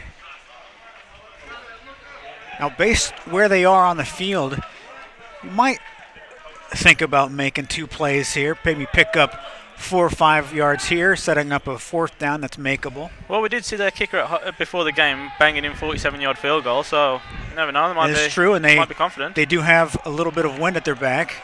That ball incomplete. Flag, though, back at the line of scrimmage. There are the paramedics enjoying the game. One's eating and the other one's just got his hands in his pocket. It's always a good night when the paramedics have nothing to do. It is. Obviously, they are provided by Team Medic, who have covered a lot of the British American football this year. As a roughing the passer on GB, so a 15-yard penalty and automatic 1st down for the Russians. Nikolai obviously trying to rally the troops now, the offence, getting moving. There was played spread the first half, but they kept leaving one D end unblocked every time, and he was the one causing the havoc in the backfield. Just waiting for the refs to get ready back into his position. Back to pass. All kinds of guys slipping on the turf. Incomplete. As you mentioned, it is turf. It is this 4G instead of natural grass.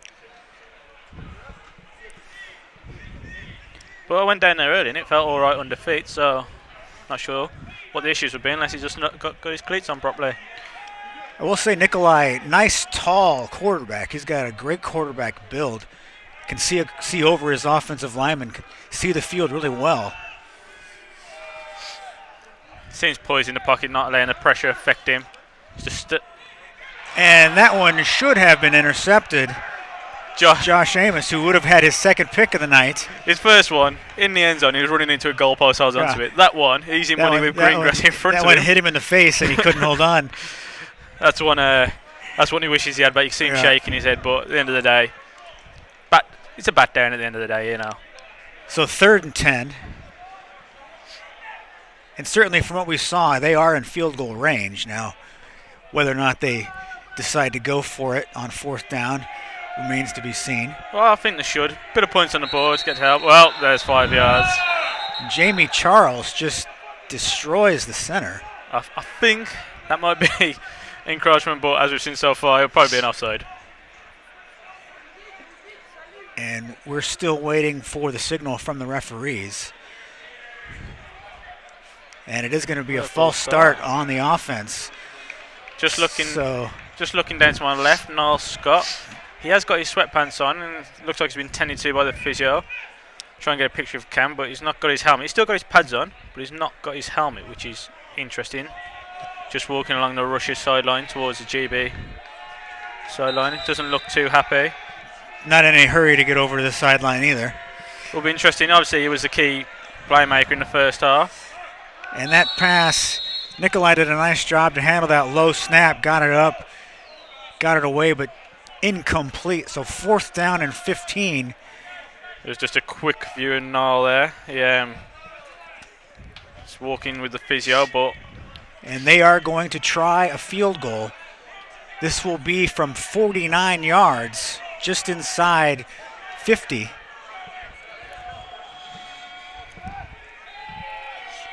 Russia trying to get on the board here with a field goal. The kick is up. He's got the distance, and it is good. 49-yard field goal by the Russians. Get on the board here in the 3rd quarter. 16-3 now our score.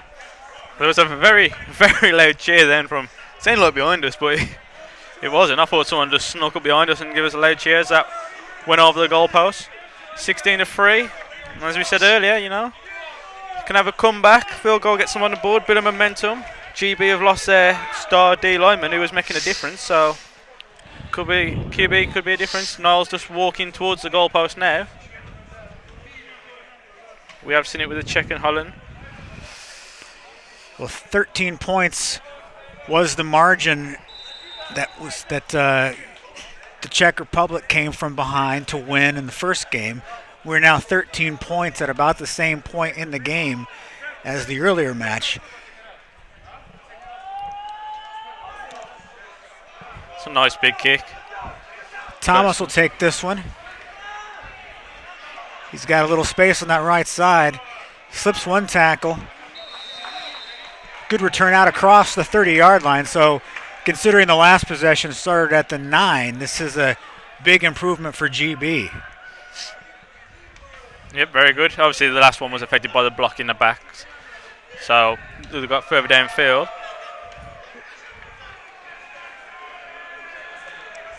Ball marked at the 33-yard line, 1st and 10.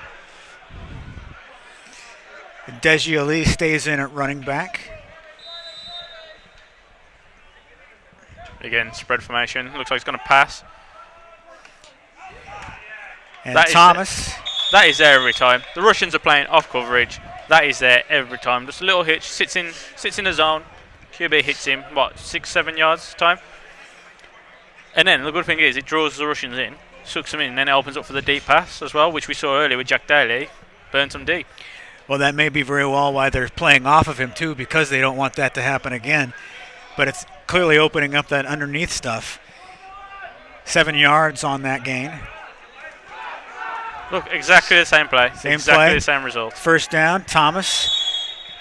Another 7 yards. Keep it simple. That's what they're doing. 2 players on the bounce. They're playing off.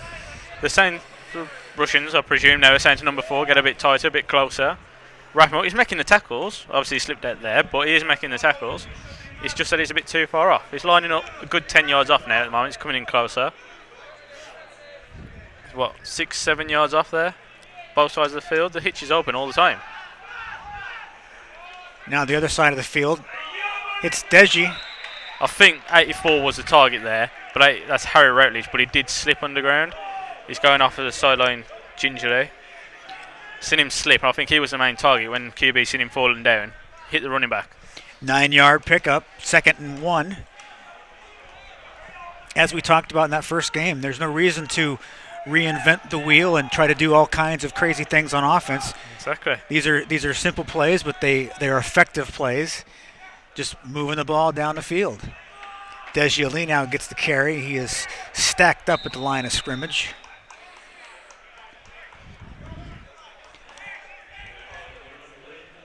Change the running back coming in there. GB looking in the first half, they was using the run game heavily. Now they're changing up, going to the passing game. The Russians just won't know what to do. Obviously, suck him in. Deep pass over the top. 7 more points on the board.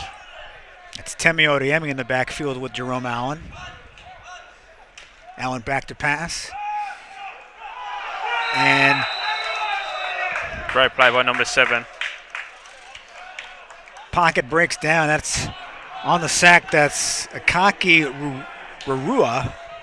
And I'm sure I did a terrible job of saying his name, but Akaki Rarua is a defensive lineman for the Moscow Patriots, and he comes up with a very big play there, sets up 4th down, and Fab Gargiulo on to punt for GB.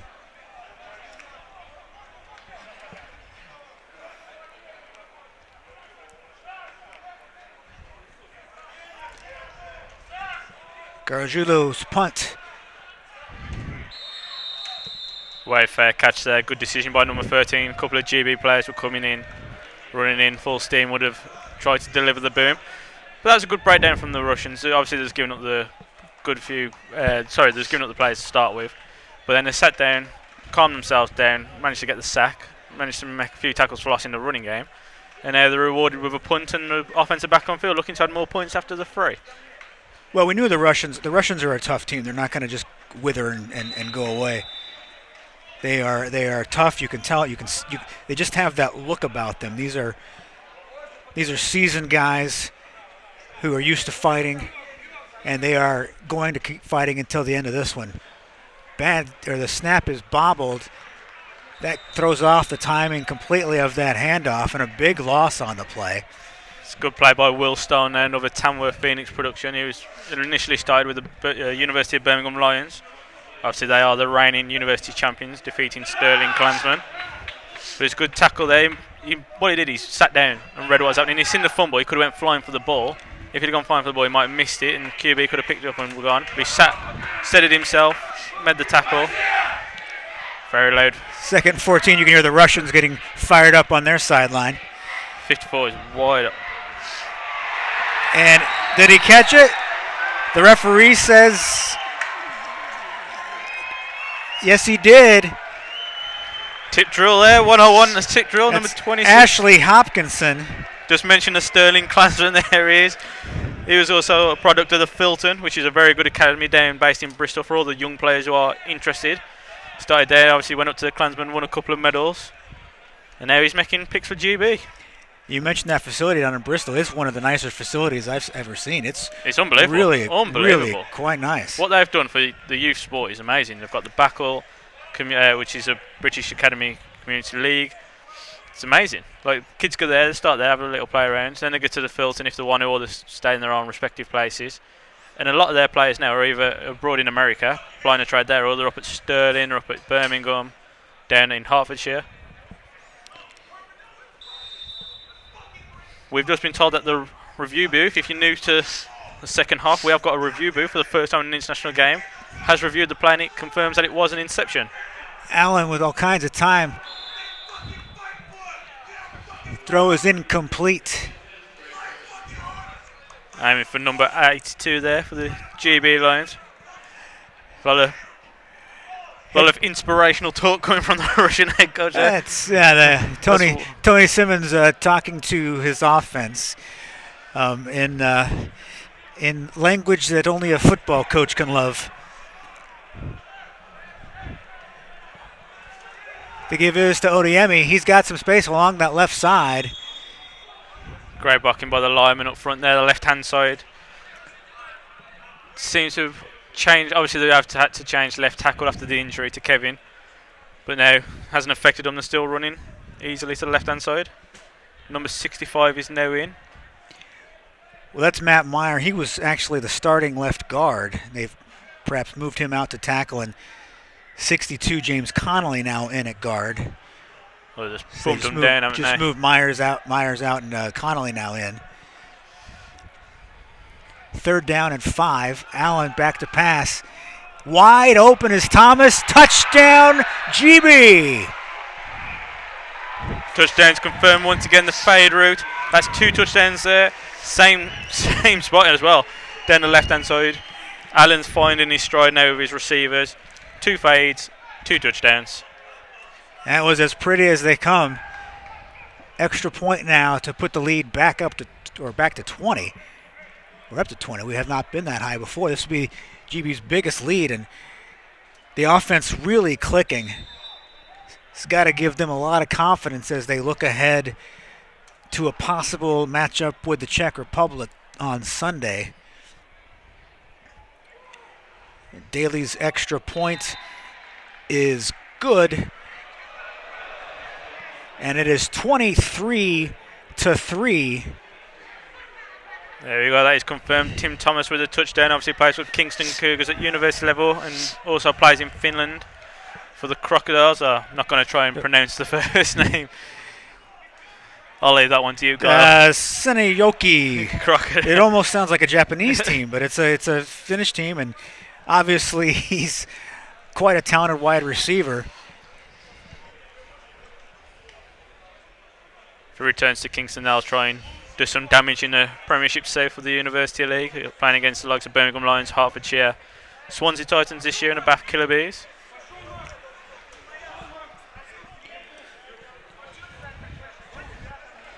Wonder if we'll see a change at QB now for GB. They've obviously let Jerome Allen have his fun, but will you reckon they'll change it to the Blitz QB? Yeah, Josh Adamson, the other quarterback on the team. We'll see if he gets nod next time GB has the ball. Probably a lot of it will have to do with what the Russians do on this possession. But if they continue to lead by 3 touchdowns as we near here the end of the third quarter, you've got to think that the idea is you want to give guys a little breather before Sunday's game and give everybody else a little experience. Exactly, of course you do. Obviously, you see at the bottom there, today's commentary has been made possible by EP Sports. We are doublecoverage.com. We are here thanks to End Run Productions, who do all our streaming for all our games. But yeah, you got to think Sunday's 2 days away. Obviously, it's an earlier kickoff as well as this ball comes back. Return out across the 30-yard line, so that's where the Russians will begin this possession, and it's really a critical possession at this point. They can't afford to go into the fourth quarter, only a 12-minute fourth quarter, already down by 3 touchdowns. They've got to get something here before this end of this third quarter, show some life. Definitely. They need a good drive here, nice sustained drive. They've obviously changed QB, and I've got no issues with that. The QB in the first half was getting nothing generated. The QB's coming in, and he's got an arm. He's just not on cue with his receivers. And that interception, it was a bit unfortunate because it tipped off one of the linebackers and it fell into the DB's hands. But he needs to get something doing on this drive. He's going to try and air it out again off cue. There's just no rhythm to this offense like we saw with the last drive there by GB, where you had short passes, you had the runs that you've got Deji going to the left, and there seems to be more continuity to what GB's plan is than what the Russian offense is planning. Well, we mentioned it earlier with QBs. He's not setting his feet. He's not pointing to where he wants to throw it. So it's coming off at the wrong angle. There you go. He sets his feet there, but he has like a little sidearm action when he's dumping it off to his right. I don't know if that's what his QB mechanics are, but it's a little sidearm and it's just killing the ball down easily. It's going wayward instead of setting it and just getting it on point. Yes, right now the Russian offense stuck in neutral, 3rd down and 10 after 2 incompletions. It'll be interesting to see what they do. They have got a 3rd string QB. I don't think it will get that far, but it happened early with the Dutch. And he's also not getting much help from his wide receivers. Now he's got to catch that. That looked like that was going to be short of the 1st down anyway, but that's an easy 9 yards there. But as we've seen, if he catches that, makes a player miss, or if drives his feet to there, he can get the 1st down. You cannot drop a ball that easy. Yeah. This is international level. It's not your Sunday league. This is international level. You're representing your country. You've got to catch that, 2 hands, tuck it in, try and fight for the yards. So on 4th down, Russia will punt. And again, back deep, it's Thomas and Joseph for GB. Joseph comes up, fumbles it. Now Thomas picks it up. Carrying it like a loaf of bread, though. Took that ball away. There we go. They've had some adventures back there on returning these punts. They're all established punt returners. They all know what they're doing. But it seems that they're just trying to catch it flimsily, and the fumbling, muffing it. The 2nd, 3rd time they've done that. Yeah. The second, well, certainly the second that Charlie has fumbled it. You can see the Russian first, well, in the initial QB, and now their 1st string QB warming up their arms on the sideline. I don't know if that's a. Yeah, their 3rd string is number 2, Dmitry Shorokov, who we don't see him throwing the ball. No, he's just coming to the side of him. He's there, next to number 8. Ah, there he is. Yes, he is throwing the ball now on the sideline. Allen's still in for GB this time.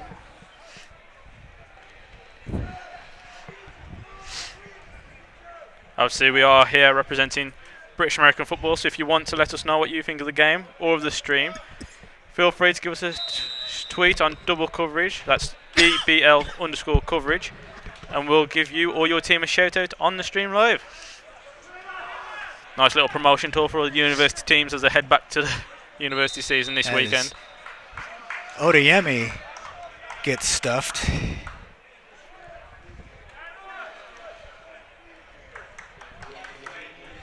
Inside 3 minutes here in the 3rd quarter.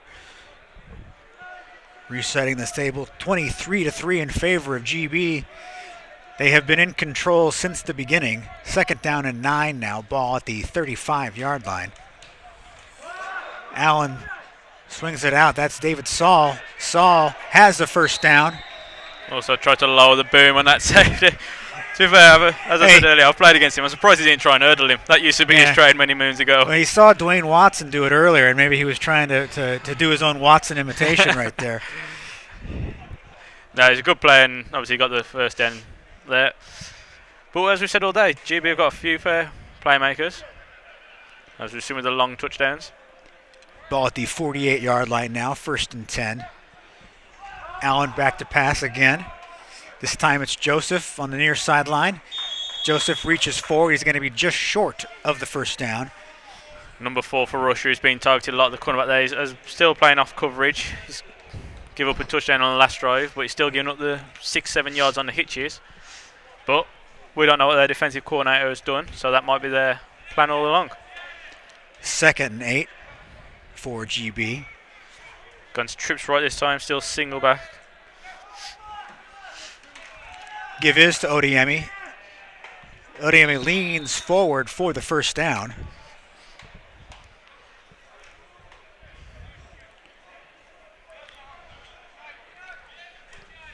GB content to run clock, eat up yards. This could be the possession that breaks the back of the Russian team. Allen quickly out to David Saul again. Saul making some guys miss in space. He's got another first down. Flag comes in late at the line of scrimmage. That'll be annoying for the wide receivers and the offensive coordinators. They've got the yards. There's no point for the O-line and the D-line to get in a bunch of afters and give away flags. It just cost them potentially a first down. Or it could go against the Russians, who are going to lose more yardage after losing 10 already. Now, based on the way the GB team is walking, I would say that it is a penalty against them. It is obviously it's not a close game at the moment, and so those kind of things don't come back to haunt you too often. But in close games, which we would expect that they'll be in on Sunday, those kind of mistakes cannot happen.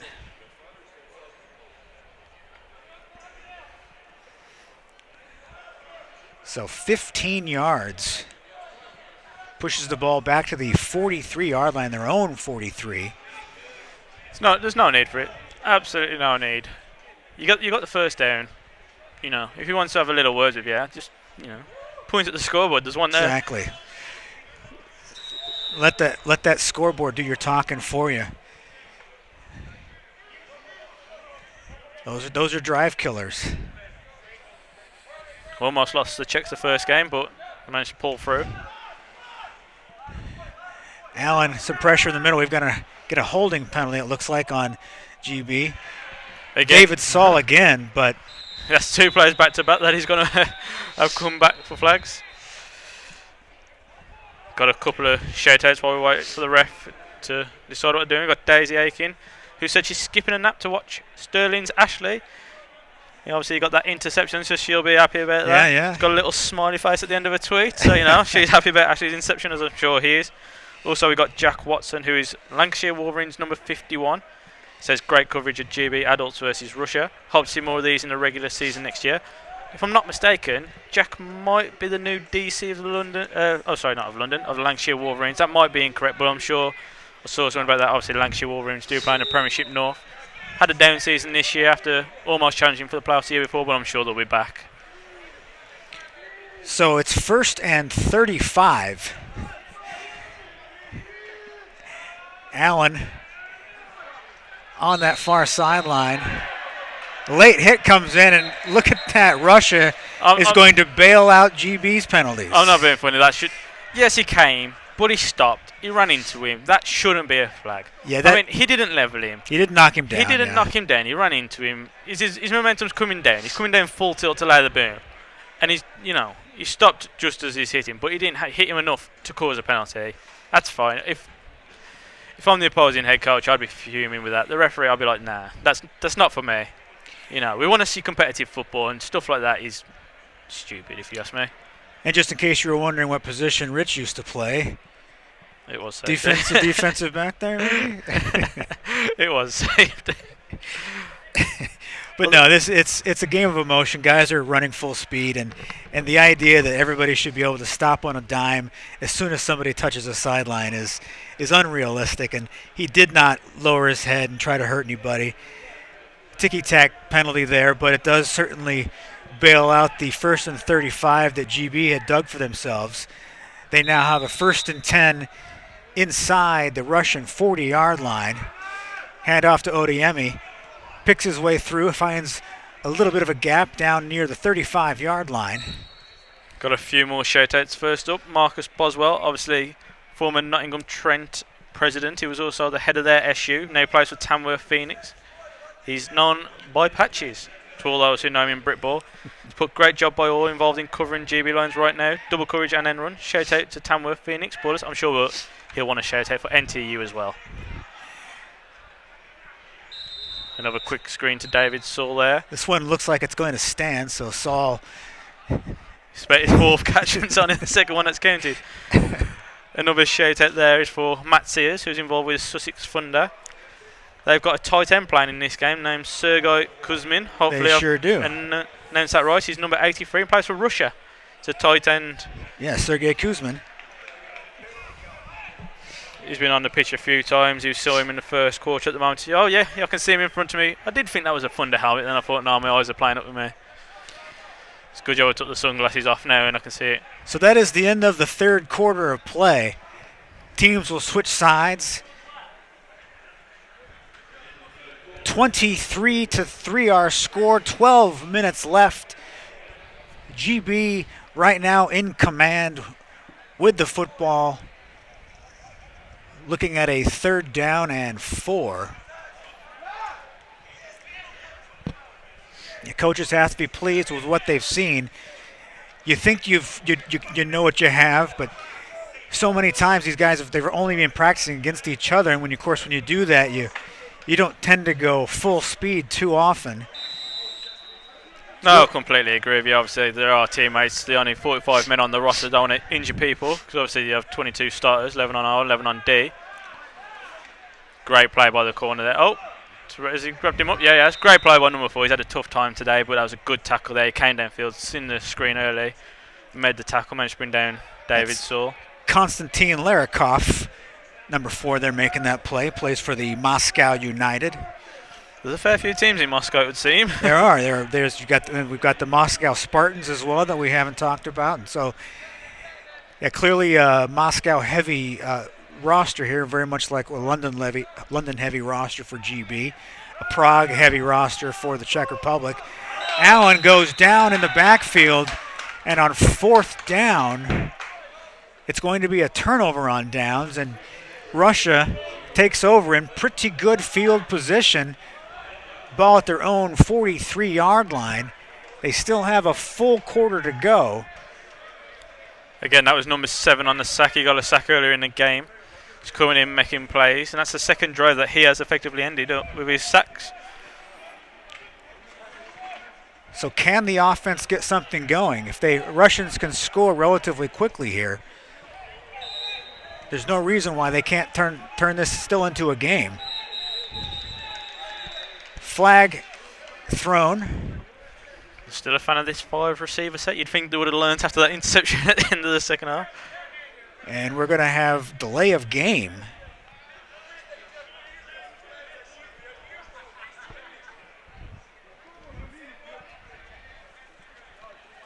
So that might have been a substitution penalty there. I think there was just a mix-up. We've got a few more shout-outs. Let's wait for our lovely editor to get them all ready, and then we'll get them across here while the Russians continue with this 5-man, 4 receivers and a tight end. Obviously, Sergei heard our shout-out.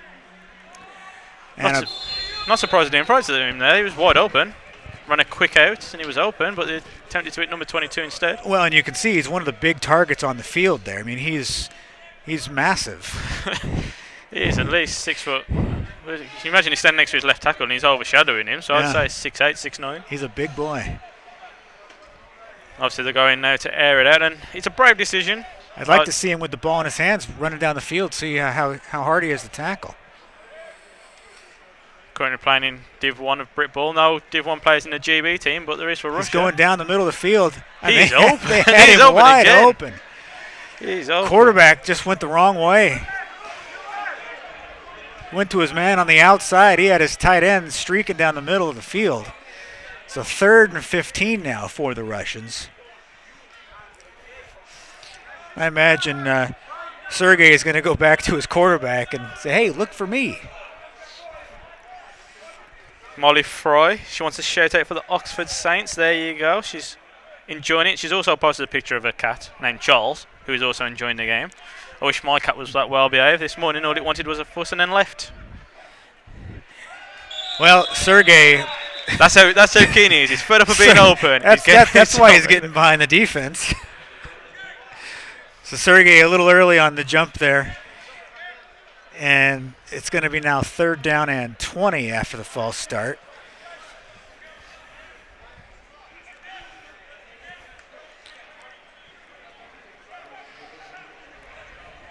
Few more. There's Thomas. Hopefully I'll get this right. It's Kaysen. It might be Casson.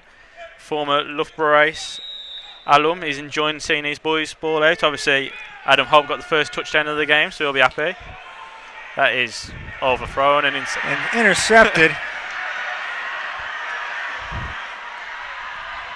And he stepped out of bounds. We do have a flag thrown at midfield, probably for a block following the interception. That's Sam Obai on the interception.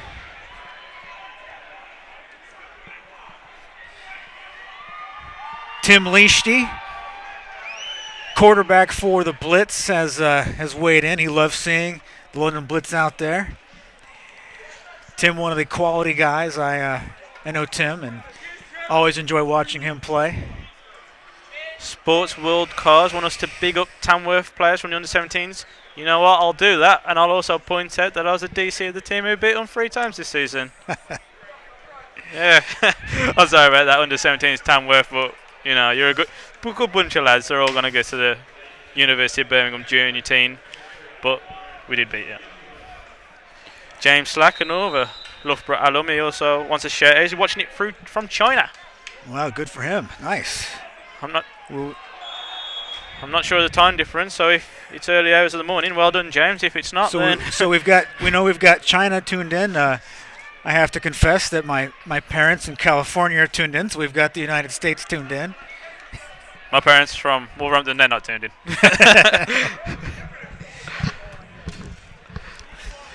It's a Friday night, they'll probably be watching something else or having a beverage or two.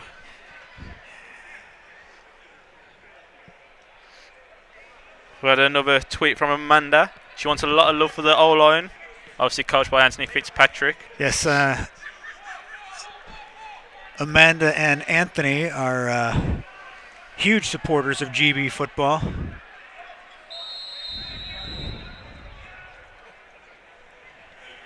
Stacked up at the line of scrimmage. Andy Locke wants a shout out for the Carnegie. Andy, for those who don't know, is the person who is doing the production, so he's the one pressing the buttons to change the cameras. He wants a shout out. So Andy, there you go. You can hear us over the mics. Allen back to pass. Alex Laird right by the first down marker. He's going to be a little short. And they've now marked him back at the 40. I think they kind of robbed him of a couple of yards there, but 4th down. The Russians are still playing this zone coverage, and they're giving up the 8 yards, but they've stopped GB from scoring, and they've stopped them from getting first downs, so it's obviously working. But they're still catching the ball. They're letting the clock run. There's 10-17 left in the half. As a DC, I'd probably be getting a bit more aggressive now, play man coverage and dial up the blitzes. Punt team on for GB. Fab Gargiulo doing the punting.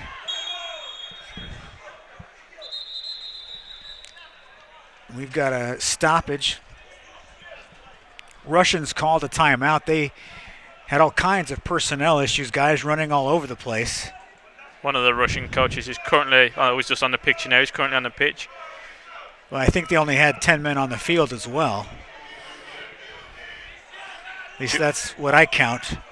Well, with the coach, they've got 11 now. He looks big enough to throw on some pads on him, so he can probably play. Yeah, still, there they go. Finally, they get the 11th guy to come on out. Jermaine, hopefully his surname's Birchie or Birch. He's hoping for a big shout out to all the London Warriors representing. Obviously, Alan at QB is a big one. Hallen's had a terrific game.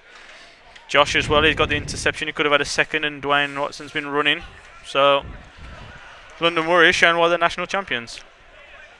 Obviously, Big Kev's got injured, so hopefully all the best for him. And Niall got injured as well. He was dominating the first half. Alex Haldane as well.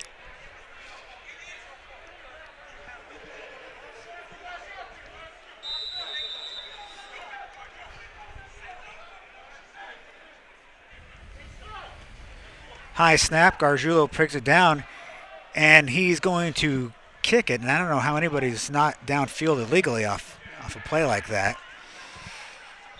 That was interesting. Looked like he was going to run it for a fake. Well, I think the Russians clocked on, and so he was like, you know what, I'm going to kick this, save my pride.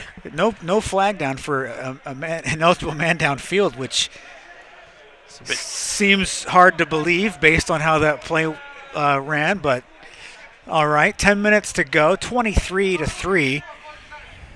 Russians will begin this possession at their own 20-yard line.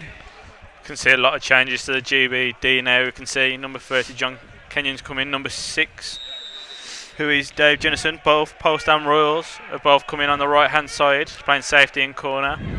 Change up at the linebackers as well.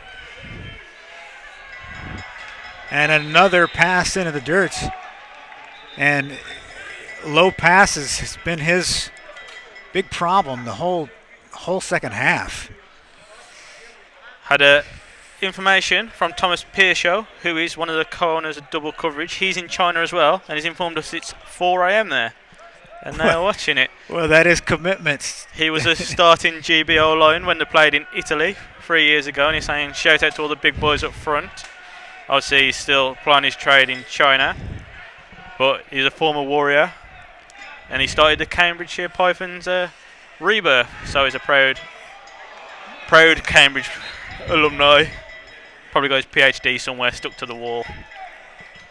That pass goes through a number of hands, incomplete. Third down now coming up for the Russians, and still absolutely no rhythm to this offense. Just incomplete pass after incomplete pass.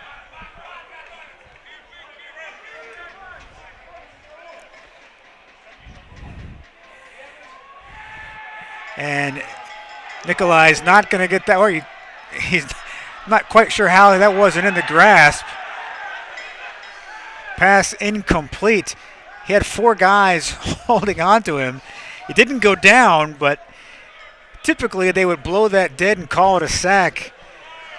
Whatever the case, it's 4th down. The punt team will come on for the Russians. Well, as we've seen all game, the Russian QBs, they have been getting pressure on them, but they have been able to scramble out and make some plays, so he's probably used to it. There's our link, doublecoverage.com. Britball, we've got it covered. We are providing this stream along with End Run Productions. They do all our streaming. And we're currently down there. Obviously, EP Sports have helped sponsor today, so they can help bring this commentary. Downstairs, we have got the podium, who have done the stats. We'll try and get a few stats.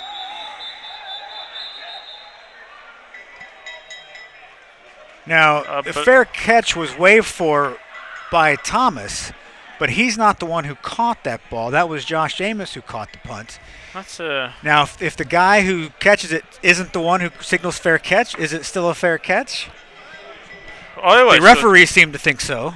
I always thought it was the guy who was catching the ball, but I didn't know you could do it on his behalf, because, you know, what if you're injured? You're waving that you're injured, and they're like, that's a fair catch.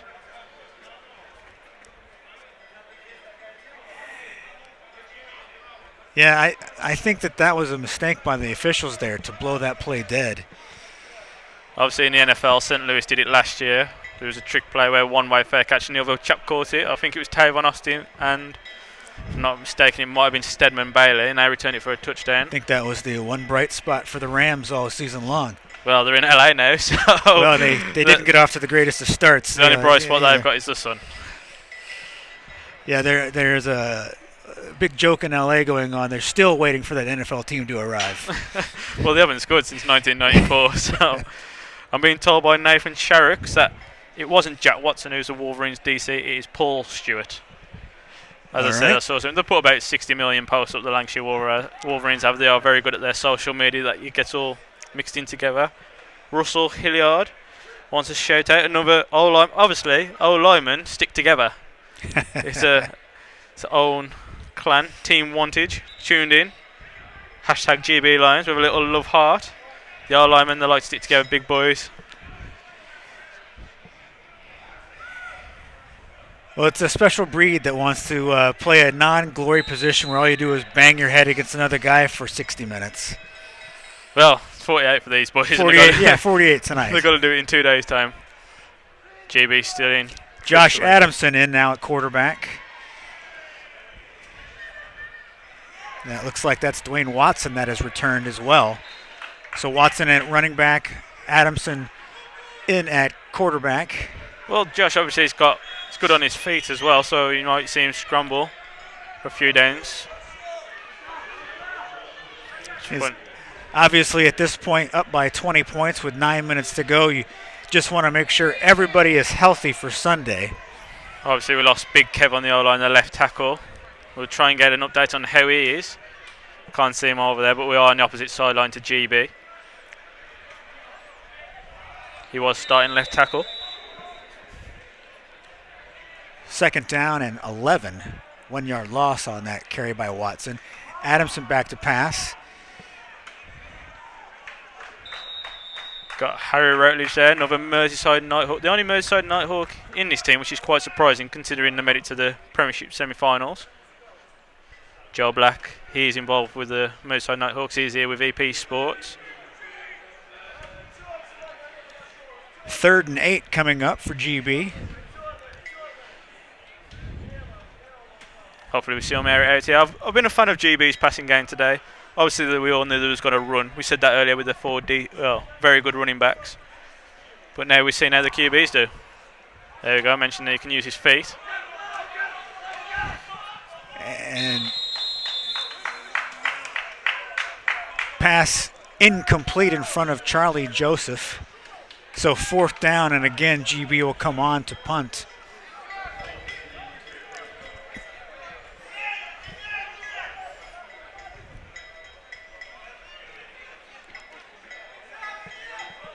So this last few minutes, last few possessions have become sloppy on both sides.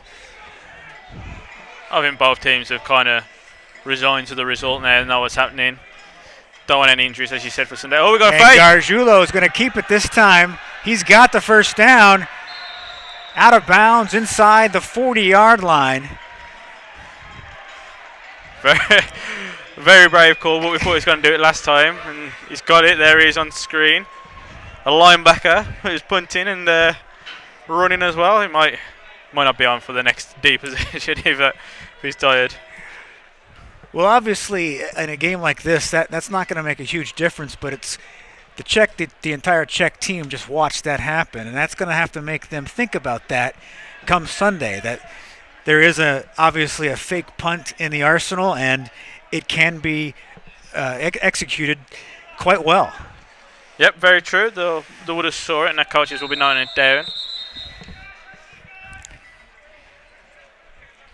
Watson picks up a couple of yards, and then he's stacked up by the Russian defense. There are the Czech team. If we go to the left a bit more, we'll see the GB women's team as well. They play tomorrow, all in their black search. Big following. They play tomorrow against the Spanish team. Obviously, Jim Messenger, the head coach, he spoke to us at half-time. We're looking forward to them. Another shout-out for a good friend of mine, John Winter. He is a former Tamworth. He was involved with Tamworth Phoenix player. He was involved with double coverage. He is now he's over in University of Texas doing their media. Oh, wow, excellent. He's also at the university. And that ball nearly caught inside the 5. A flag does come in. We're going to get a little face guarding, pass interference on the defense. Number 4 did not turn around to look for the ball. He just... I don't think face guarding's not an NCAA rule. Well, this is the big problem.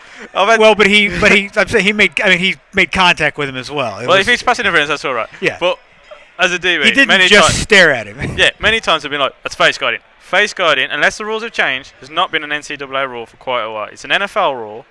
And because we've been in games, and I had this chat with a referee, so this isn't me just ranting about it. A referee said it shouldn't have been called. Face guarding is not a rule in NCAA, which is what we play.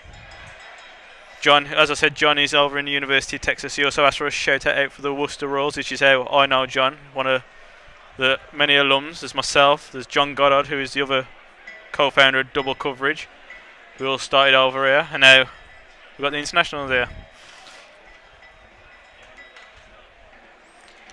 So we do have Victor Bama down for GB. He's the starting center for GB, and so obviously, again, the last thing you want to see happen is losing some of your players here this late in the game, once the game has already gotten out of reach. And he's going to walk gingerly to the sideline, and if I know Anthony Fitzpatrick, he is not going to let Victor back on the field the rest of the night. Melvin Nobby, hopefully that's how it's announced, has said massive shout out to Josh Fines, big day captain GB, and supposedly got engaged today. I hope that's true. If he has, congratulations. He's also said hashtag get stoned. I'm sure that's referring to Will Stone. He's also asked, where's all DC? I can say now, blame Frankie Pankhurst. He said he was going to do it, and he hasn't done it. Blame Frankie. It ain't on us, it's on Frankie. Frankie, if you're listening, the people are waiting. So they've marked off the yardage on the interference call. So it's 1st and 10 now for GB.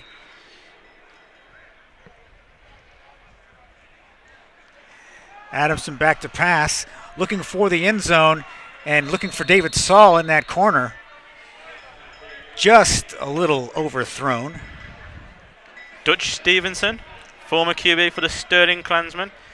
The only man who I know who said he's the best QB in Great Britain and then won a national championship. He got a lot of stick for that, and to be fair to him, he balled out that game. He wants a shout out, and shout out he will receive. Hopefully we'll see him back playing summer ball once again, maybe getting the GB team. Oh, supposedly he might be going to Hallam. If he does, then Hallam will get very, very better. Adamson gets hit as he scrambles, picks up maybe 2 yards. Of course, the head coach of Loughborough has confirmed, obviously we was discussing earlier about people downfield on punts. We play NCAA rules, everybody's laid downfield, aren't they? It was a change in the I remember having this discussion. Are they all downfield on punts? Yes, it's that NFL rule. When did that change? I believe it was 2 or 3 years ago, because I remember it happening in a game there where I was, and the ref was like, no, it's fine. Screen pass to Dwayne Watson. The last thing the Russian defense wants to see is him coming at him with a head of speed. He's got a first down inside the 10-yard line. It's going to be a 1st and goal for GB. GB love their screen games. We've seen quick screens to the wide receivers, we've seen bubble screens, and now we're seeing the running back screens to Dwayne Watson. Obviously, we've seen a screen earlier that resulted in a fumble, but they've stuck to it, and obviously it's paying off. Now for the first time tonight, we've seen 2 running backs in the backfield. It's Watson and Deji Ali back there with Josh Adamson. Oh, nice, there's a change on the O-line as well. Number 66, Tom Levick is in. And nothing doing there. Number 54 for the Russians, that's Ruslan Hajivev.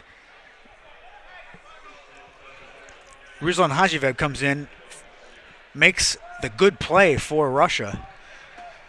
Just been requested a shout out from Pete Laird, who is the head coach of Edinburgh Napier Knights. Pete supposedly has been involved with British football for 31 years, but he won't tell us his age. So if anybody knows Pete Laird's age, tweet it to Double Coverage, and you will get a free copy of UK Gridiron Film, and maybe a cup of tea. Adamson trying to find his receiver in the end zone. Overthrows Thomas. So 3rd and goal now for GB. Ball at the 13-yard line. Should get the hashtag going. Guess Pete Laird's age. Probably more entertaining than these last few minutes up here in the cold Worcester Stadium. Inside 6 minutes now to play. Adamson back to pass. Pocket collapses on him and he goes down. Credit where he goes. The Russian D-line has been very good today. Obviously they're playing against a big O-line and big running backs, but when they've obviously had the opportunity to get the QB, they have done. And have racked up a couple of sacks now. Number 7 has been the main guy, but number 99 there was making the difference. He got up celebrating. Well, I know we look ahead now to the GB Czech Republic game, but I think that Netherlands-Russian game is going to be quite good as well. I mean, Yeah, I think that could be. If those who missed the Netherlands and Czech Republic game today, The Dutch came out throwing, lost their QB, and obviously had to change up to a running QB, and just lost all momentum. They're a very good team. They're very organised. And this Russian team, they also seem to be very organised. Obviously, they've had to change their QB a few times as well, but I think it could be a tasty one. I think both the matchups on Sunday will be excellent. If you are anywhere in the Worcester area or going to be or open to a little bit of a drive on Sunday, you're going to see two excellent American football games. And with £5 to park, £5 to enter, £2 if you're a student. Can't beat that. Exactly. Morecambe-based Storm, an associate team from up north. They've asked for a shout-out. Someone named Scud. Hopefully that's his nickname and not his real name. Jack Daly on for a 37-yard field goal. High snap. Nice job by the holder to get it down. Daly's kick, though, slides off to the right. It's no good, and the score remains 23-3, 4:53 to go here in the fourth quarter. That's probably been the only down points for GB today. And the interception in the first quarter, but since then they've been very dominating. I think GB will be happy with how they've played today. They've had the few camps, as we mentioned. They've had the few camps recently, and they seem to put on a performance. Will this beat the Czechs? We're not sure, but from what we've seen today, they can. This would certainly beat the Czechs from the first half, but the second half Czech team was a much improved team. And it's going to be a good game. There's no question about it. The Marjan Lions, hopefully that is correct. They've also asked for a shout-out. They are supposedly based in Plymouth. My senior editor is confirming that to me. He's from down that region, so he should be aware of them. Surprised they're called the Lions, because I thought other than the University of Birmingham and GB, no other teams were allowed to be called the Lions. It was like a grandmother rule where only Birmingham could keep it because they were the Lions before GB Lions came back. So it's a bit of an odd one. It's a bit like the why no one's called Bulldogs, because they used to be the GB Bulldogs.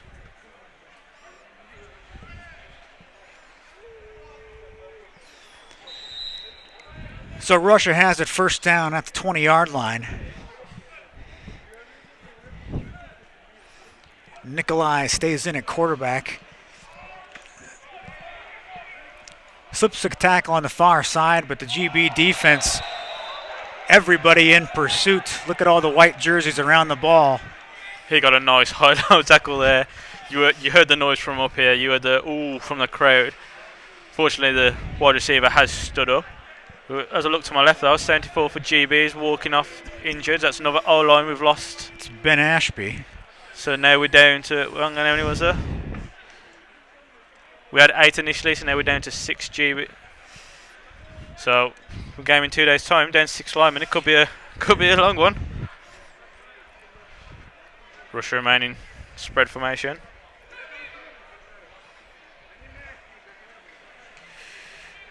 Quarterback's going to keep it. Flag coming in behind the play. They're going to have a holding penalty. That was second down. If it is holding, I'd probably decline. Give him third down. Why give him an extra play? Yeah, 3rd and 10 now. It's set up. Obviously, the play didn't go for much. In fact, it looks like he might have lost a yard or two. Alpha Duke, as he's known on Twitter, said nice work by right guard 65, playing all positions on O-line tonight. I'm not sure if that's for GB or Russia, but well done, right guard 65. Well, that's Matt Meyer for GB. Russia does not have a 65 on their offensive line, and we did see Meyer get moved out to tackle after the injury. Of course, with the blitz, Meyer is a center. Yeah. We have Pete Laird's age confirmed, supposedly. He's 53. There we go. Pete's tried to hide that for many, many years, and he is 53. I'm going to take that as gospel from the Loughborough Aces. Not the Loughborough Aces anymore, Loughborough Students head coach. So GB has taken the penalty. It's going to be 2nd down and 20 now for the Russians. It's an interesting decision. As I said, I probably won't give them the extra play.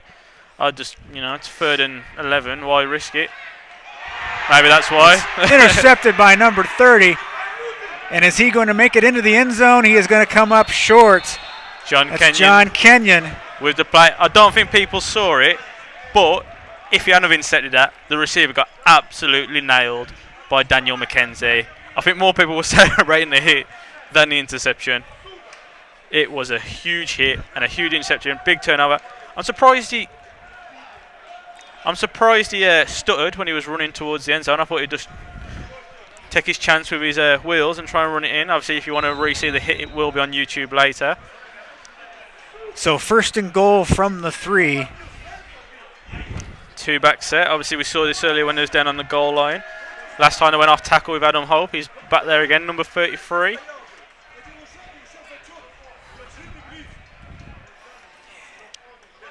Adamson's keeping it himself and going to be short of the goal line.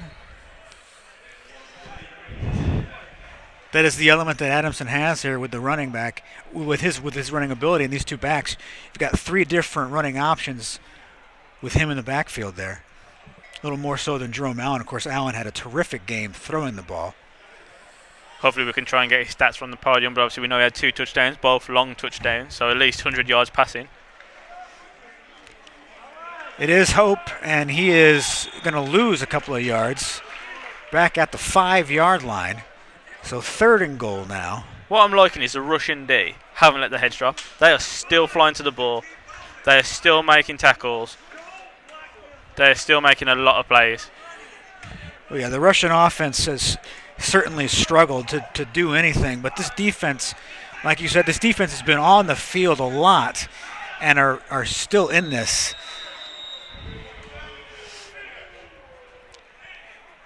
Now Alex Laird is down for GB. Now he was injured down at the goal line, tried to gamely get up and get off the field himself, was unable to do so. There's no point trying to play for it. There's 2 minutes 12 left. Just go down, sit down, let the physios and the paramedics come on and take a look at you. Neil Barksby, he's from LJMU Fury. That's Liverpool John Moore University. Well known for their pink helmet with yellow polka dots and Nick Fury on it. Purely because for the double coverage power rankings they didn't provide us with their logo, so we made them a helmet, and surprisingly it kicked off and went very well.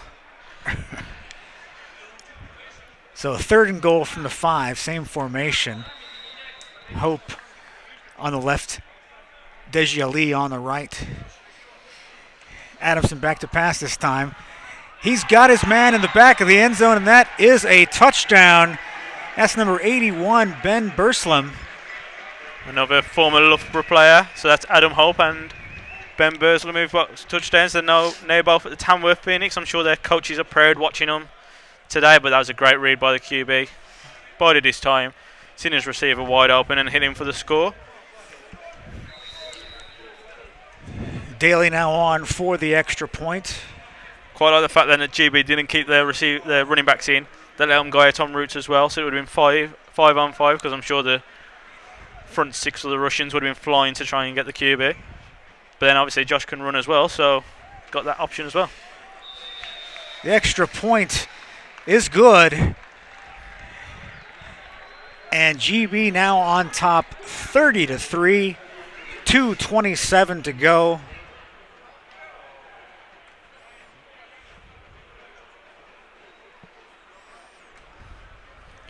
It has been all GB since the beginning. Got to feel very, very good about this as they look ahead now firmly to that matchup with the Czech Republic on Sunday. Of course, the winner of that advances. You say they play Sweden next? Yes, correct. The way this works, obviously they've got the games today. Then they have the winners. I use brackets air brackets for winners game on Sunday. And the winner of that will go on to play Sweden. And I believe whoever wins that game, along with Italy and Denmark, goes into Group A of the European Championship tournament. We just had a question of why do Russian team have Russia on their jersey instead of the Russian spelling of Russia? As someone who has never spoke to anybody involved with the Russia team until today, I have no idea. So that's a question that we'll try and find out, but I'm sure it's just because a lot of them here do speak the English language. Obviously, their head coach is American. Yeah. So I think it's just easier if they have Russia because that's what it is in English. I'm not sure. There you can see You can see their sponsor. The sponsor on the back of their jersey is a website that is a .com website. It's not a .ru website. So there may be probably got them from America or something like that. Yeah. Good return there by the Russians. Number 13 again returning. Pavel Voronenko. We've had a few more requests for shout-out. Rob McLean, who's quarterback at Shropshire Revolution. He's asked if Al Jarvis can get a shout-out. He's a former Shropshire player, he's now at the Tamworth Phoenix. And Xavier, also known as X, running back for Birmingham Lions. He's asked for a shout-out to the Birmingham Lions and London Blitz squads representing today. Said stay healthy to everyone. Obviously, he was a big reason why the Birmingham Lions regained the national championship trophy at the university level. And he had a terrific season this year in Finland. Yes, he did. Yes, he did.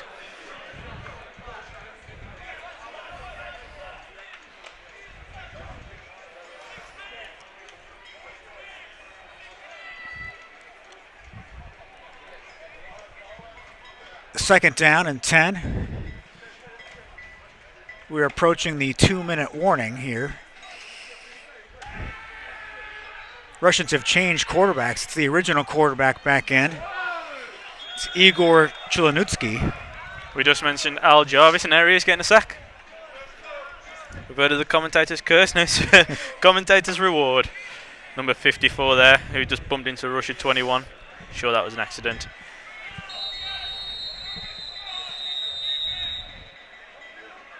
So we are now at the 2-minute warning. Niall Scott had a total of 8 tackles and 3 sacks before he went out the game at half-time. That's courtesy of Podium. They are doing the stats downfield. So that's quite a big loss for the GB team. Hopefully he's fit for Sunday. Maybe that's why they took him out Sunday on their mind.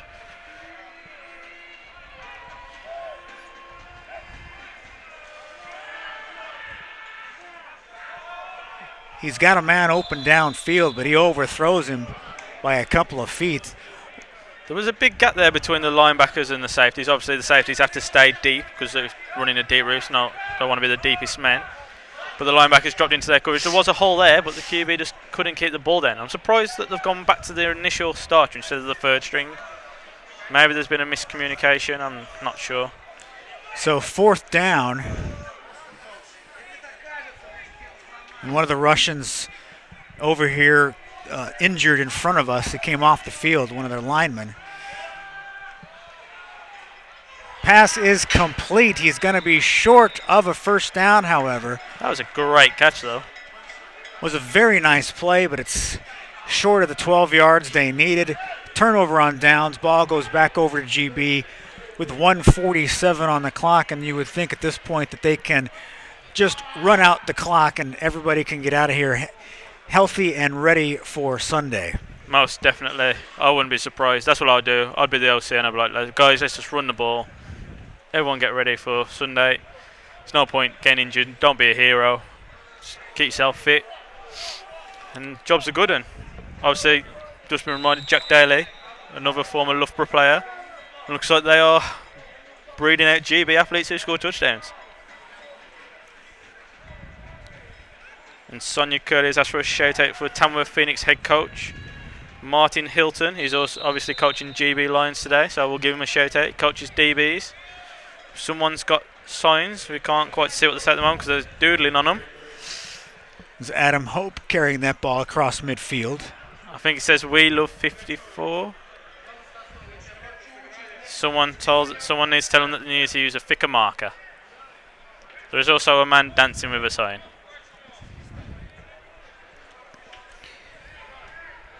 Clock is running, nobody in a hurry. There's no point. The Russians know this game's got past them.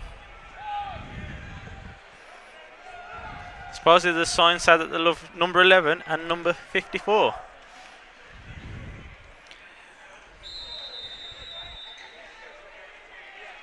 Temi Oriemi stacked up by the Russian defense.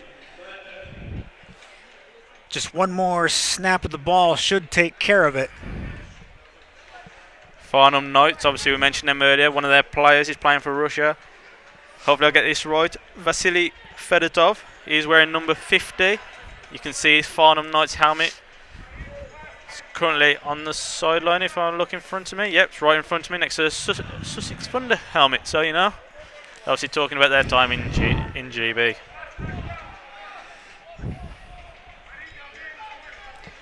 So final snap of the game. GB in victory formation. Adamson takes the knee, and that is it. All GB from the beginning, 30-3 your final score. They looked as good as you could hope for. Just see the crowd panning across there before it switches back to the players. It's been a good game of football, good day for GB. Obviously they came out initially, they were running the ball with Dwayne Watson a lot and Adam Hope. Mixed it up in the second half, started airing it out, had the 2 big touchdowns. Well, they've had 3 passing touchdowns in total. Josh got the last one. But it's good to see that they can mix it up both ways of the ball, and we look forward to their game on Sunday. Well, and the defense was opportunistic with the interceptions. They were getting after the quarterback. The defensive line was in the backfield the whole game. They really excelled at all stages of the game today. That is very true, very true. Obviously, the likes of Niall Scott, Alex Haldane, they were in there. Jamie Charles, they were making big plays for the D-line. Their pressure rewarded the DBs with their picks. Josh Amos got one. John Kenyon got the last one. So it's good to see that we're obviously going in the right direction as a team. Yeah, so Sunday, the 2 matchups are set. 10 o'clock, it'll be the Netherlands and Russia in the consolation game. Then at 2 o'clock, the championship game.